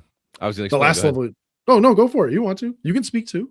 Yeah, I mean it's Scott Clark and the Gaming Outsider. It's Oh fun. my goodness! So the last one had this mechanic where the vehicle that you were driving is this slow moving vehicle, where it has like this. It creates an energy ring around you, and you have to keep all the team members inside that energy ring, otherwise the characters take damage. So it becomes this. And then later in the level, it becomes a thing that you have to carry around. So like Jake is carrying around this remote thing, and we have to stay within a close proximity of him. Otherwise, we take damage. It was giving me Final Fantasy, the Crystal Chronicles vibes from GameCube in that. But that's just one level. Not every level does that. Every level does something completely different, at least the ones that we've played so far. But they all do the basic thing, like Jake said, where you're going towards an end goal. And the end goal is always kind of like a tower defense. Like we have to defend this area, so you're going to set up all these defenses. But the way that you have to activate them is by having spare parts, which can be collected, like Jake said, from around the map. But you can also use those spare parts on things along the way, like to open up weapon caches or to, open up, I don't know, safes that are going to have, health packs and things in it. So the key that we learned early on is to try not to use those spare parts early on and save them for the final thing, so that you can activate mortars and you can activate barbed wire traps and you can activate turrets and all this kind of stuff. Because when that end section comes in, all hell breaks loose, and there's like thousands of zombies and things coming at you, and it's just chaos, and it's a lot of coordination. Like I feel like it's got a lot of DNA of a lot of familiar games. The clear obvious one is Left 4 Dead. I mean, just the fact that your teammates' characters are silhouetted almost the same way they were in Left 4 Dead. They've got different kind of zombie types that are called something different. Like you've got your regular zombies, and then you've got whackers, which is like a giant plant-like thing that just like comes down and whacks you, or the giant flowers that what do they call those, beamers or something like that? I can't remember what they called those. You've got, what are the gross ones? I was trying to remember that too. It's like sludge, or I don't remember what it was called. But yeah, they've got specific names like Left 4 Dead did, where you had like the witch and you had the bloaters or slobber, boomer, slop, boomer. Yeah. Thank you. So it's got that energy, but then it's also got the multiplayer component where it almost feels like Sea of Thieves light. Like you're not actually having to have somebody like look at a map and say what direction you're going, but somebody has to drive a vehicle. Everybody else has to like work around the vehicle and keep the zombies off the vehicle. It's just, it is a game that needs to be, Aaron actually made a comment right here. I was just going to say this. Sounds like another fabulous candidate for Go Game Nights. You're not kidding. I feel like this is going to be a recurring theme of like, hey, who's available for Toxic Commando? Because I have no idea how many missions there are in this game, but we did 3, and each one does a deal where you go through, you complete this, and then you're rewarded with a really cool cutscene, and then all the quips from these characters that are it's very R-rated. You know what I mean? They say, it's a mature game. So. It's a mature game, yeah. But from a technical standpoint, if you had put this game in front of me and told me that this is a budget title, like a $40 game, I would not have believed you. Sure, the cutscenes look a little like the mouths don't match up quite as well. The character models look kind of cheap, but that's not why you're playing this game, right? You're playing this game for the scads and scads of zombies that you're taking down. And with all that was on the screen at one time, I never once experienced any slowdown, any frame rate drops, anything like that. It is seriously impressive what they've done. It was really intimidating, because going around the map and then going, okay, there's a horde of zombies. There might have been like 20 or 30. Okay. And then in the final push, in the final, I mean, even in the first level, the final like operation you have to do to actually complete that level, they were just like, oh, here they come. And they pointed in the direction they were coming. And you just kind of looked at the wall and just watched this wave. I mean, it looks like World War Z level. Yeah. It had to have been like 100. And then when it started coming, towards the end of it, when they started coming from both sides, there must have been at least 150 zombies. Like, now, the there cool was thing like, is that on the difficulty that we're playing at, the fodder zombies go down very easily. You know what I mean? They're just like a couple bullets or a shotgun blast and they're toast. But you know, obviously the difficulty can increase as you progress and all that. But this feels very much like a Diablo style game, not in gameplay, but in we're going to go through this story, finish the story, but then we're going to keep doing it over and over again to increase our characters, because this game does this deal where there are 4 different operators. I played as the healer. You played as the healer as well, right? yeah. There's also a defender. There's one just called operator, and then a striker, right? Yep. And each one has their own skill tree. So this feels like a game that you're going to constantly be unlocking and unlocking and unlocking. At Skill crazy tree rates. seems it's more like a skill rainbow. That's a good way to say it. A little rainbow. But you're also rewarded for using a weapon. I feel like I just picked a weapon randomly and ran with it. So I'm leveling up that weapon, but I could easily start off with another weapon and start leveling that one up instead. I've just stuck with this one because why would I not choose this one? Because it's Right. at level 7 now.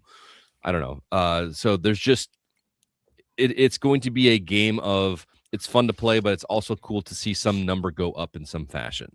Yeah. If that makes sense. Oh yeah.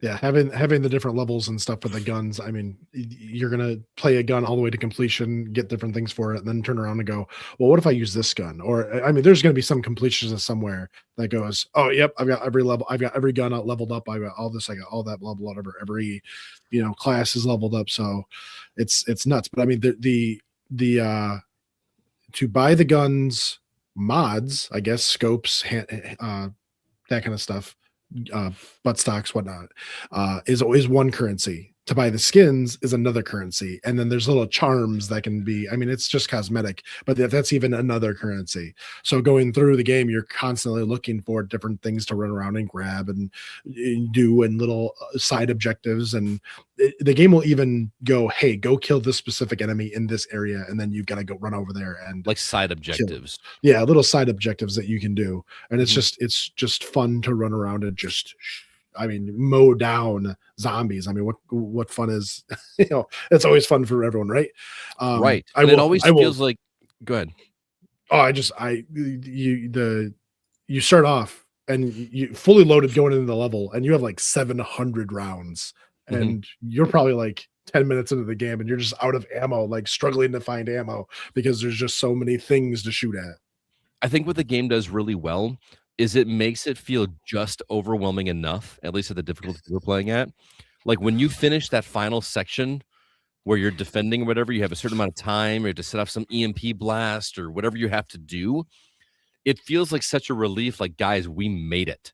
Like we just barely made it by the skin of our teeth. I don't know how close we were actually to not making it, but it felt like we were, so overwhelmed and just got through in the nick of time or whatever. It's very, very satisfying. There was that one level that we were going down the hill, and I was like, are those mines? And then we just started blowing up.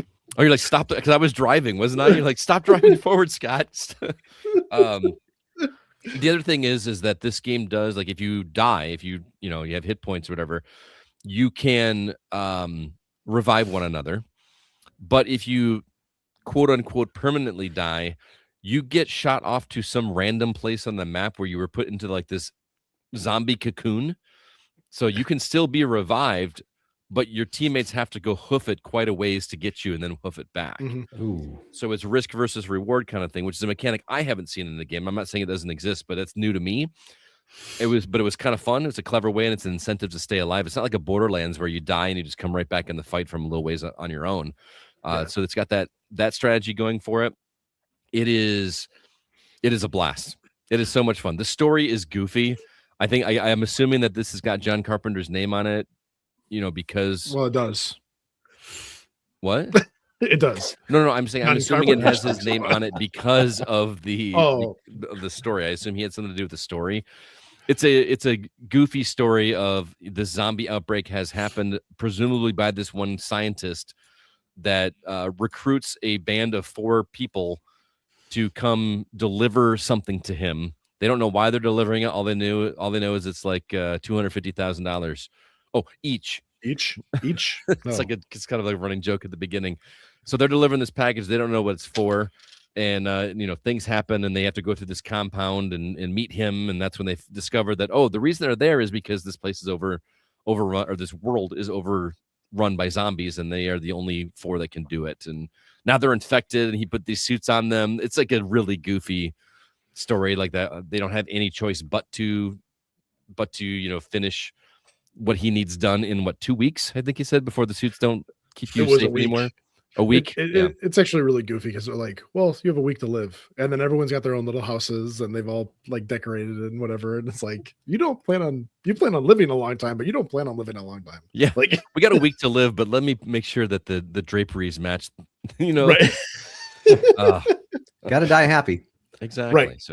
Right. So long story short, I am highly recommending this game, and that's coming from a guy that doesn't do a lot of multiplayer games. Yes, this one is co-op, but this is a fresh take on co-op that is just stupid fun. I don't know if I want to play it without other people.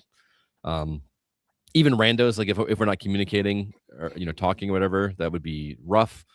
But I foresee us playing this quite a bit more in the future. It feels like it's trying very hard to be a forever game. With the amount of content of things that you can unlock and upgrade and all this kind of stuff, I could be playing this for a long time. I'm not going to play it forever, but I do see myself playing it in the future, especially with the community. The only thing I would say is I was not sold on the gameplay at the beginning. I don't do this often, but I usually play whatever stock settings the game gives me. This one, I tweaked the sensitivity for looking up and left and right, and I actually turned off motion blur. That was a huge difference for me. It looked and felt muddy to me before I changed those settings. So even though it looks like a budget title when you start it up, know that you've got some options to make it a little bit more interesting or make it a little more playable. Yeah, because if there's a horde of zombies and you turn a little bit, it all just kind of blurs together. Yeah, it looks awful. Like I don't know why anyone would want to play it that way. I don't know if it adds to the realism or whatever, but it just did not look good to me. So the realism of zombies. Yeah, that is John Carpenter's Toxic Commando. Like I said, we're playing on Xbox and PS5, but it is also available on PC. $39, $39.99, $40. You can't beat that. There's a lot of stuff going on in this game, and I do highly recommend it. Awesome. All right, before we move on to our topic, just want to remind everybody about our website, thegamingoutsider.com. You can read all of our written content there as well. Jake's review of Monster Hunter Stories 3 Twisted Reflection is still available. That game is now available for purchase, so be sure you check that out. And now it is time for us to go into our From the Outside In topic.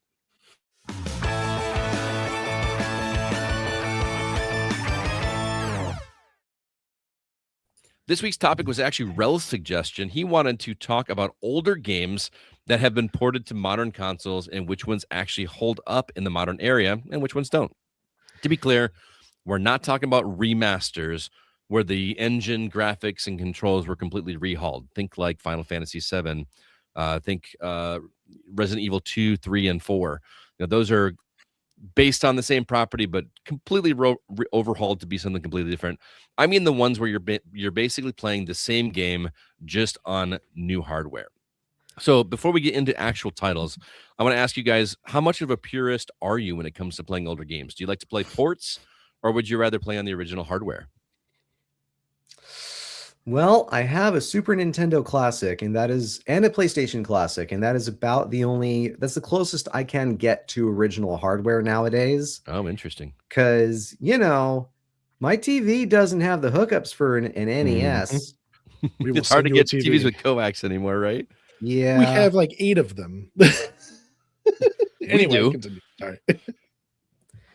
I'm fine playing ports on the new hardware because, I don't know if anybody's tried holding a Nintendo control pad recently. It's not good. They're a lot smaller than you remembered, aren't they? Yeah, and a lot pointier. They got corners. Super Nintendo was like a game changer, right? Oh my God, this is like I'm not stabbing myself in the palm with this thing. It's ergonomic. Yeah. Oh yeah. No, I'm fine playing with a Switch Pro controller for the older stuff. I am not that much of a purist. All right. What about you, Mark? I'm also not much of a purist. I don't have any of the older systems anymore. I could tell a story, but it's sad. Oh no. It was a flood. No, it was okay, fine. My brother's friend was a drug user, and my brother let his friend borrow them, and his friend sold them Yes. to buy drugs. Oh, as you do. Yep. Long time ago. As you do. As you do. But with all the things you can do now, the Nintendo Switch Online and the emulators galore, the classic systems like Relle mentioned, plenty of other options, and I'll play them wherever I can play them. If it's a good game, it's still going to be a good game. Jake, what do you think? Oh, this is hard because in some instances I feel like I need to play on the old school stuff, and then some instances I just don't care. Like with getting into it, the one that I have is Turok, and I played it on the PC, and playing Turok from the N64 with a PS5 controller felt weird. But I mean, my brain just could not connect the two. It's like, oh, looking down, oh, this is really cool. Oh, that's N64. So I'm like in little kid mode and adult mode. I don't know, it was weird. But there are other games like Star Fox 64. I don't want to play that anywhere else but in N64. Like, I don't know. It's strange. So inverted? Hell no. In a flying game, you don't invert? That is hardly a flying game. Star Fox 64 is hardly a flying game. Yes, it is an arcade shooter, right? Now, Sky Odyssey on the PS2 is a super flying game, and I use inverted controls all the time on that. So, anyway, I'm just still baffled by the idea of Star Fox 64 not being a flying game. Well, because you're not. Okay, there are only select missions that are actually like allowing you to fly. Yeah, it feels really stupid to say it isn't. You don't actually fly because you're literally flying all the time, but you are not like maneuvering. You are moving about the screen on a 2D plane rather than attempting to move around in 3D space. So really, they should just get rid of those checkpoint circles that you fly through them because you're not flying. I mean, you could say you're flying, but you're not actually like flying. Which, on top of it, if you do the Land Rover, you still have inverted controllers, but now you're on the ground.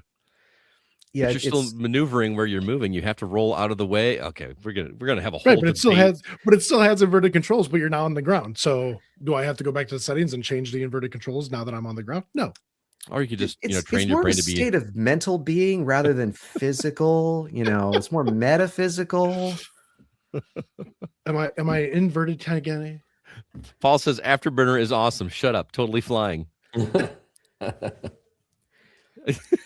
I haven't put Afterburner in a long. Anyway, so it's funny you say Turok, because Turok is actually a really good example of the huge differences between playing on the original and playing in a modern setting. I recently replayed Turok. The original Turok, Nintendo 64, played it on my Xbox. Works great. If you go back and play Turok now on the original hardware, we are forgetting about what the controls on the Nintendo 64 were like. The Nintendo 64 controller did not have 2 thumbsticks. No, it's bad. I'm having flashbacks now. So I spent most of the time in Turok staring at the ground so I could know where the levels, where the platforms were when I was doing the jumping. I did the exact same thing. You had to look down and know where the platform ended. Yep. Yeah. And if I remember correctly, like you were looking with the left stick, which is backwards from the way that I play. Like nowadays, I move with the left stick and I view with the right stick. But you didn't have, unless you were, and you couldn't even if you were opposite hand. You had to move it, look around with the left stick, and press the C buttons to move forward and to strafe left and right. That feels so backwards, but that was all we had at the time, which is just kind of. So in that instance, I would much rather play that on a modern console with modern settings, because I have no desire to go back and play first-person shooters on the 64's control pad. I mean, other than GoldenEye, there's just something about that. I mean, hold Z to aim. I don't want to. I know. Well, there was a port for that game too that freed up the aiming, wasn't there? Correct. Yeah, it's on Xbox as well. It was on Game Pass for a while. I don't know if it still is, but I played through about half of that game and realized that game doesn't hold up as well as I remember it holding up. Like, it's good, don't get me wrong, but that feels like a very much a product of its time. Whereas Turok, I still thoroughly enjoyed. I feel like that game withstood the test of time much more than GoldenEye did. Are there voice lines for that? Are there voice lines in GoldenEye? No. I was gonna say, because like there are voice lines in other games, and I remember GoldenEye being relatively quiet. Yeah, and GoldenEye had those mashed flat faces where they would take 3D models of faces and like just flatten it on a face. Yeah, it was bad. But I mean, hey, we were working with what we had, right? It was awesome when we were kids. Like, Sure you knew, was. and they actually did look like, Pierce Brosnan and stuff. So that was pretty cool. But anyway, so that you kind of got my answer. I'm not so much of a purist that I have to play on original hardware. I'm more of a convenience over being a purist. It's do I have the classic consoles? Yes. When's the last time I fired up my Nintendo or my Super Nintendo? It's been a decade, probably. Other than R2V2, things like that. But the thing that is interesting about some of these ports, especially like Nintendo games that I grew up with, or Super Nintendo games that I thought looked absolutely amazing, seeing them in high definition makes them look worse to me, which I know sounds crazy, but those pixels were not meant to be seen with that much of a definition in between the colors. There's a reason that purists insist that you have to go out and buy a CRT television set in order to play these older games. They were designed on this particular hardware. The CRT, the way that it generates frames, creates a natural softening effect. And so you play it on anything that's LCD or newer. Yeah, it's not going to look as good. Right. It's going to look sharper, but it's going to look much more like a video game than you remember it looking like. Like I remember the first time firing up Super Mario World on the SNES Classic, which you just talked about a second ago, Relle. I was like, I don't remember this looking that blocky. I remember Mario having a rounded nose and a rounded hat, and this just looks like very stereotypical what you imagine pixelated video games looking like. And like that's not what Mario was, is because it was softer and the colors blended together. It's just really interesting. It's a sheer drop off on a nose. So we're going to share both good and bad examples of ports for older games, but let's start with the bad. What are some games that have been ported that probably should have stayed where they are? Anybody? Oh, I got one. Go ahead. And it's a classic one. This one was ported a long time ago. So we all remember good old-fashioned Mortal Kombat, right? Oh, yeah. Mortal Kombat got ported over to the Sega CD, which in theory should have been fantastic with the improved graphics, perhaps the improved gameplay. No, it had one fatal flaw that would appear at the final boss. Anybody remember who the final boss was? No. Shang Tsung. Shang Tsung. And what was his power? He could morph into anybody else, any of the other characters that you've played along the way. Well, on Sega CD, it had to load every time Shang Tsung would morph into another character. Oh, no. Oh, no. So the whole game would stop for 5 seconds while it loaded up the next character that Shang Tsung was morphing into, and then it would restart without any kind of warning. It was unplayable for the final boss. Oh man, that's terrible. Oh my god. Why didn't you just leave it on the cartridge if that was the result that you had? Do a better job. I'm assuming they play tested it, but they didn't play test that. They didn't get that far. It's a final boss. Right. They just fine. Toggle God mode. Let's go. Play the entire game. Oh my goodness. Terrible port. Well, I'll go last because I have a lot. All right, Jake, go ahead. The Gex games are great. I love them on my computer. I have access to them all the time, even though I can play them on the N64. Although recently I found out that Gex was originally on PlayStation and it was ported to the N64 during the time. It was just kind of like an additional throw, like, hey, we can also have it on here. Okay, cool, add it. But what they found out was that CDs hold more data than cartridges. And so they had to go through and take all of like most of his quippy lines and cut them off. And then they added it to so the entire game is there, but the things that he says has been drastically limited on the N64 version. So if you go online and find out what his quotes are, he's got 100 more quotes that he would say on the PlayStation version. And it kind of upsets me because I grew up with the N64 version, and there's things that I'm hearing that I've never heard before, and they're great. But that's that's another like. But you didn't know what you were missing originally, right? No, and I still love Gex, but that's another idea, is that when you're going from one form of hardware to another form of hardware, there are complications that happen, just such as Mortal Kombat to the Sega CD, right? Who could have foresaw that? But someone somewhere should have thought about it. Like, I got a couple. There was do you remember when they put Doom on a calculator? Yeah, like one of those like Texas Instruments calculators. Like, who thought that was a good idea? Right? So that's one. Although I don't know how exact that game was, but I mean, I don't think that was a company thing. I think that was it's a whole thing. You are the programming world. Their collective goal is to put Doom on everything. They'll put Doom on your toothbrush. You watch out. Right? Oh yeah. You shoot by going. Oh yeah. Don't ever make that motion on live TV ever again. This is a kid-friendly show. Oh my god, it was. The other ones that stand out to me are ones that games should have stayed in the arcade instead of being ported to console. I mean, racing games in particular. Oh, like I love Cruisin' USA, and I played a lot of Cruisin' USA on the Nintendo 64, but it was not nearly the experience it was sitting in a driver's seat and pressing the gas and steering a steering wheel. So, and a lot of those games were just designed to be arcade experiences anyway, just even in the gameplay, right? Like checkpoints, and make sure you get to the checkpoint before the time runs out, otherwise you got to pump another quarter in, Yep.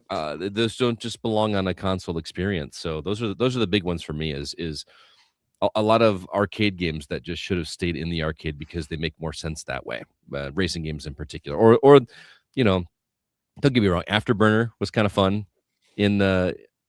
on console, but it was nothing like sitting in that thing that tilted you around. Remember that one in the arcade where you would sit in there and whatever direction you would turn, it was awesome. And then you go home and just do that with a controller and your body doesn't move. It kind of stinks. So those are mine. Yeah. Hydro Thunder. Well, Hydro Thunder is another great one. Right. Yeah. Okay, Relle. I'm gonna be I'm gonna be an old I was gonna say Grinch, an old grouch, and say Myst. Myst should not have been, ported and updated and remade and remastered and redone. I think the original game in '93 does not have real-time lighting and high-res textures, but it doesn't need it. It is this mystical fantastical world that is like grounded in science, and yet somehow it's almost magical because it's these islands that are so alien, and you don't need to put real-time lighting and the HD everything on there. Just play the game. It's a puzzle game. That's all it is. You don't need all that crap. You need a notebook because it's hard. Mm-hmm. That is one thing that I say when these ports aren't perfectly taken from what they were and then put on the next system. Some of them are changed. Like with the Turok, it wasn't done by Acclaim. They don't have the Acclaim symbol in it anymore. I don't remember what the initial lizard jumps off of in the beginning. I don't remember what it is in the new one. But some of the level designs have changed, and that's for whatever reason they did that. They couldn't just take the old game in all of its glory and put it over. They had to change some of it, and I don't know if that was just for nice reasons or if they couldn't have those levels or what have you. But yeah, for some reason they went through and they changed some of the levels to maybe meet some kind of standard that we now have. I feel like you got more, Rel. I mean, here's the thing. Here I do, but I don't want to go into too many. I loved Metroid Prime. I loved it. I played it a lot. Oh, we're gonna fight. I've been looking at. We're gonna fight. I've been looking at the Metroid Prime remaster, and I still haven't gotten it because I'm just like, okay, but wasn't it perfect already? See, that was on GameCube, right? Yep. GameCube technically had a second stick, but it was not a great stick. And I the feel C like stick. That is why you could lock on to enemies. But Scott's gonna go, you can lock on the enemy. But then they did have another port for it for the Wii. They had like Prime 1 and 2 on one disc, and they did give you the Wiimote pointing. And like I also think that sort of ruined it because like it makes the game way too easy, way too shootery. Whereas it was more about like careful positioning and making sure that you're dodging at the right times, because the lock-on existed so that you didn't have to worry about aiming, and it was much more about watching the enemy and reacting to their movements. Interesting. I don't know, man. But if you've like played, if you've gone so accustomed to playing with two sticks in the traditional modern setting, that game worked way much better. Right. If you are that person. But here's what you don't know about me. I am not left-handed, and I never grew up playing first-person shooters with a controller. I used a mouse and keyboard. Okay. All right. Yeah, but you can't play Metroid Prime on your mouse and keyboard, so I can feel the superiority coming through the headphones. It's the smug. It wafts. Yeah. No, I probably could play Metroid Prime with mouse and keyboard if I tried really hard, but I'm not going to. Here's the thing. I'm going to get Metroid Prime remastered. I just need an opening, and all the other games that I'm playing. Oh, yeah. I mean, we're all in the same boat, man. I totally get it. Yeah. Got any more you want to share? You want to move on to the good ones? No, should move on. I have such a long list of all the other stuff as well. All right. So what about games from yesteryear that stand the test of time and could be enjoyable by people who have no nostalgia for the game from when it originally released? If you guys are cool, then I'm going to kick one off because I basically have one that I think works pretty well, and I think the Mega Man games. I think those games still are great. Like the idea of defeating one robot boss to overtake another. I still feel like it's a cool concept, and those games all are 25 of them. Yeah, I mean, there's 11 in the. I mean, there's 10 of the classic. Well, actually, no, there's 8 of the classic ones. 8 X games, 6 Battle Network games, and then there's 0. I don't know how many Star Force games, but then there's like the 3 Zero games. There's only 3 Zero games, right? Or were there 4? I actually didn't play the Zero games. I'm kind of ashamed. I played them all. They're very good, but also very hard. They seemed very difficult. I mean, the X games were difficult after 3. They started getting ridiculous in the 5, 6, and 7s. 4 wasn't too bad. On a scale of Astalon to Silk Song, how I think 4 was closer to Astalon. 4 was very easy unless you're playing as 0. 0 had a much harder setup because the games are obviously made with X in mind, with ranged attacks. Mm-hmm. And so having to get close to enemies makes everything a lot harder. But 5, yeah, I agree. That game was pretty tough. 6 was impossible in some ways, unless you did certain things. But I agree. Mega Man is a very simple concept that holds up today. The thing that does not hold up today, in my opinion, is the various means of instant death that will screw you over. Yeah, I mean they've mitigated that some with some of the collections, right? Where rewind and all that kind of stuff, which you can argue whether or not that's a good thing or a bad thing. But It's an option, and you can choose to use it. And if you choose not to use it, that's okay. And if you choose to use it, that's also okay. Yeah, exactly. Don't option shame. Speaking of, I gotta give a shout out. Listener Isai Munoz made me aware today that there is a Humble Bundle available right now. If you're listening to this, in time for this, there's a Humble Bundle for like all of the Mega Man games, the original collection, the X collection, the Zero collection. What were you, the Battle Network ones, Star Force, like just all of them for $50, and that's on it's on PC only, but that's a ridiculously good deal for a pretty good compilation of games. So check that out. What do you guys got, Mark? Well, I started looking through some of the games that look kind of nostalgic, and you still have those 16-bit or even 8-bit looking platforming type of games that are still coming out today. So I'm going to say, of course, the classics, the Sonics, the Super Marios, the Zeldas of yesteryear all hold up for me, and I could play through those games over and over again. RC Pro-Am, I've mentioned that one before. That one still is fun for me.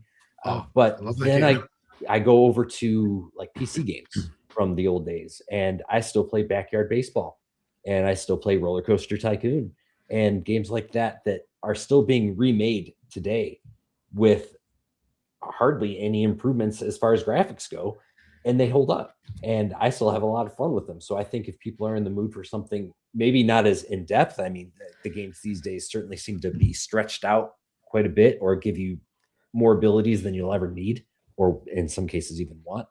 So I like some of the simpler ones that just sit down and play them, and they're a good time. So yeah, those are the ones that I picked.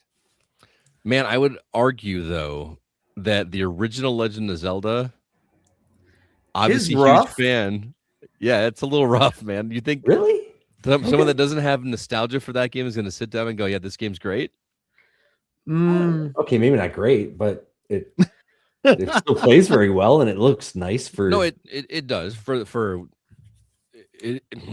Boy, I mean, people that have played, Breath of the Wild and stuff, and want to go back and see the roots of this series are gonna pop in the original Legend of Zelda and go, why did anybody keep going with this series? You know what I mean? Like, I would, with the Zelda games, I would actually recommend playing in reverse order, almost like playing Link to the Past and then playing the original game, because with Link to the Past you can see how it evolved, and then with the original game you see where it began, and you're like, oh, okay, it's the same basic thing. You're exploring this world. There's various hidden secrets. You go into dungeons and get stuff. I think that would work better than somebody going like from Breath of the Wild back to the original game, because that's jarring. That's a shock. Yeah, I mean, you could say the same thing about Mario games. Kids that have been playing, Mario Odyssey or the Mario Galaxy remake, even, and then going back and looking at Super Mario Brothers and going, this is what Mario was. You can see each individual strand of his mustache, and then in the original game, the mustache is a pixel. Yeah. Not even the graphics, but the gameplay. Like, I'm going to say something controversial. The original Mario Brothers game does not hold up today. Here's why. It is a game where you move forward, you can never move backward. So if you miss something, you're screwed. You either choose to eat a life, or you just decide I've missed that secret. There are a lot of like schmuck bait type things, like the piranha plants and dropping platforms and the fire bars that are way too big. The swimming is mechanically challenging, let's say. It uses RNG with Bowser that can kind of screw you over if you don't time your run at just the right time. I don't think it ages well. You've literally described 100 other games that have come out in the last year as well. But that's the thing. Those are bad because of bad choices. I think Mario was, all these games are games that were made in the 80s, the 90s. They were made during an era where people were still experimenting and seeing what video games could be. And so you then take a game from that era and bring it forward to where we have figured out how games should be and can be, and we're still kind of pushing the limits with what we can, get away with. And I don't think it holds up because, let's be fair. It was 1985. They made the very best game that they possibly could on the system that could support that much. But ask any of the original developers, would you make the same game again? And they'd say, no, we'd make something better with what we've learned. Yeah. I mean, that's a fair point. I mean, everyone wants to improve on games, but I don't know. I feel like someone with nostalgia for the game. I mean, the original Mario Brothers was the first game that I ever played, and I didn't get very far in it. So there's this, going back and replaying it and revisiting that kind of stuff. It feels to me like I'm walking down memory lane, and I'm not playing. I don't ever play the game to actually play the game. I play the game to have this little snippet of like, oh, Right. okay, and then whatever. And again, as a kid, I didn't get that far in the game because it was harder. Yeah. But knowing, now that I'm an adult and knowing secrets and knowing where things are and knowing how to look for things in a game, I feel like maybe there might be a chance that it could hold up. But again, Well, I think about the limitations. Yeah. Here's the thing. I think about my kid, for instance, and how he plays this sort of, contemporary games with contemporary mechanics, even just Kirby. Kirby Return to Dreamland Deluxe is a game that I recently got, hoping that we could play multiplayer. We played a little bit of it. I still need to kind of teach him how to best be Kirby. But even in that game, you can go around and explore. You can fight enemies. You can. There's a bit of a learning curve to it, but also it's very forgiving. Whereas if he went and played the Super Mario Brothers game, I don't think he would do badly, but I don't think he would be as engaged with it. No. Okay. No. All right, Jake, you got any? I don't actually have any. I can't think of a recent port that other than Turok, we've already talked about it. So all right, Relle, you got a list apparently.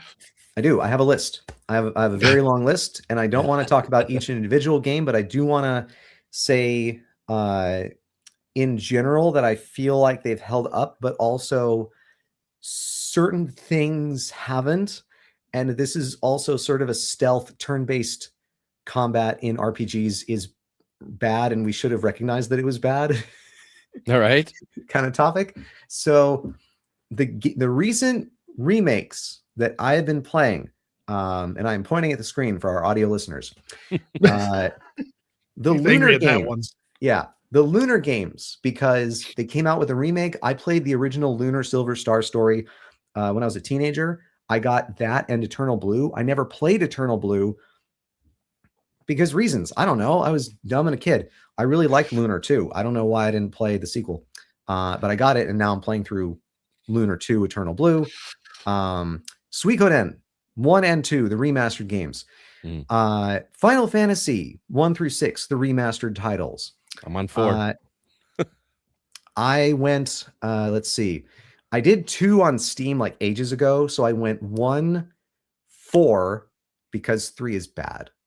It's just, look, and then 5, and I quit out of 5 because it's actually not that great. And I know I'm going to take flack from that somewhere, but Romancing Saga had both remasters and remakes. And then Dragon Quest 3 had a remake, which, kept the core mechanics, but it's now much prettier. So the thing that all of these games have in common is that they are all turn-based games, and every single one of them has added an auto function to their combat where you can just let it ride. And I realized something: turn-based combat is not actually that fun if the game is tuned in such a way that you can just turn on auto and win. Because like, here's the thing: story-wise, I think all these games still hold up. Characters, I think they still hold up. The Lunar games in particular, there's some questionable choices in there. Like one of the things you can collect in that game is bromides, which is basically saucy pinups of the female characters, and that is a thing you can collect. Perfect. And I first got one and then opened it because it gives you like a pan down and a pan up of basically a JPEG. And it's nothing explicit, it's like swimsuits or whatever else. But it was still sort of like, oh, that was a choice that they made back in 1999. Okay. Yeah. And then Suikoden, the original game is fine, but also it's so short that there's not really much chance to enjoy it. And one of the design decisions that they made was you are sort of locked into a particular party, because the main conceit of the Suikoden games is you have a party of 6 people out of 108 total recruitable characters. Yeah, it's a lot. That's unnecessarily large. It ties into the concept of the 108 stars of destiny. And to their credit, a lot of them are very unique characters, but also some of them are just like, here's your elevator guy. Here's your boat guy. Don't think about it too hard. Yeah. He can't even join you in combat. It's not worth thinking about. And so, you go through this game recruiting all these characters, and you're trying to stop a war that's been engulfing the country, and save your father and all that. And it's about a 10-hour game. It's very short. Wow. And because you're locked into a particular party for so long, you don't really get an opportunity to experiment in a game that feels like you should be able to. And then Suikoden 2 here's a spoiler for everybody. It's just as good. Okay. There's a reason it's regarded as one of the best RPGs of all time. The only flaw that I found with it is the final dungeon, rather than being some, crazy, otherworldly locale or an eldritch dreamscape. It's a castle. You're running through a bunch of halls. You get lost very easily because they all look the same. So that was the only flaw that I found with that game. Otherwise, it's amazing. You need to play it. That game holds up. Now, that said, one that I did want to talk about, I was kind of curious. I wanted to gauge opinions on this. Yeah. Romancing Saga 2 had a full remake game, like Final Fantasy VII remake level. But where it's like, the original game was 2D sprites, 2D world, whatever else. It became 3D game, 3D graphics, running around more or less the same like shape areas, but now in 3D. However, the combat system is still turn-based, still weapon-based and skill-based, and the only like addition that you have is that it has that timeline over at the top where you can see that, okay, it's your turn. The next order is turn order bar. Does that fit? Because the core gameplay did not change, even though it wasn't a straight port. They went budget and got voice acting and new graphics, but the core gameplay is pretty much identical, including the quest structure. I mean, I think that, again, using the word purist again, those people that were going to be upset if it wasn't, right? Like, it's going to be a situation where, we're playing a different game. Although, that proved just fine with Final Fantasy VII, right? Yeah, but Final Fantasy VII went from, like, active turn-based combat style to full-on action combat. Mm-hmm. So that was a wild change. It was a good change, but it was very, very different from the original. Totally. I mean, it had some element of turn-based, like you could pause the game and do stuff. It had that. It was kind of like a hybrid that leaned more towards the action. I would say I don't think it's more. I don't think it's a hybrid. I think it's more of, because the way that the turn-based like the action bars worked in that game is you hit enemies enough, your bar fills up. You can use that bar for special attacks. And that was very different from the original game where you just waited for the bar to fill up and then you took your turn and you could do whatever you wanted on your turn. So I don't know. But either way, I think Romancing Saga 2 definitely holds up. And I do recommend it for anybody that wants to sort of experience Romancing Saga. Like, even if you're not an original player of the game, or if you haven't played anything in the genre, I think it's a good entry point because it's also the most forgiving. Romancing Saga games are notorious for being, let's say, opaque about everything. I like it. Well, let's see what the community thought. We had a couple comments, one of them being Marc, but Marc didn't know he was going to be on this episode when he gave his answer, so he's already given it. But over on Discord, Drew Ross said, Star Wars Knights of the Old Republic 1 and 2 still hold up. I have both on our Switch. Ooh. I can't speak to it. I've not played them, so. I do want to say KOTOR 2, I haven't played through fully. I don't know how far in, but I never finished it. Apparently neither did the devs.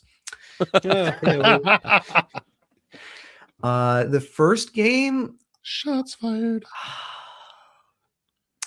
I want to say it holds up because the game system that it uses is kind of similar to a lot of games in the genre that also hold up. So I don't want to bag on that. Mm-hmm. And I think the story and the exploration still do hold up. I don't think that there was anything bad about it. I think I played KOTOR, I don't know, I want to say 5 years ago, so it's still more or less fresh in my mind. I think it is still an effective game if you are still interested in the computer RPG style of dialogue trees and running through areas and looting stuff and leveling up and having a character build and whatnot. Paul on our Discord also commented on this because he played these on iOS and he said it was a great experience. Those games actually lend well to touch controls. He played through one on Switch as well. He says those games are the reason that he got an original Xbox back in the day and admittedly have rebought them on every platform that he has. The Steam version is best for the, quote, restored content mod for KOTOR 2, which that's what you were referring to. They didn't finish the game. Yeah. There was a lot of cuts made for budget reasons. Yeah. And our last comment is over on Fuse from Samuel Ryan Lilly. And this person says, basically, all old 2D games make the jump very easily. If they were on their original hardware, they'd probably still good now. A lot of it comes down to controls being the big issue, as early 3D games had no standards of controls yet and often sported wildly different controllers to achieve it. So while a lot of these games themselves hold up, mapping them to modern controllers doesn't.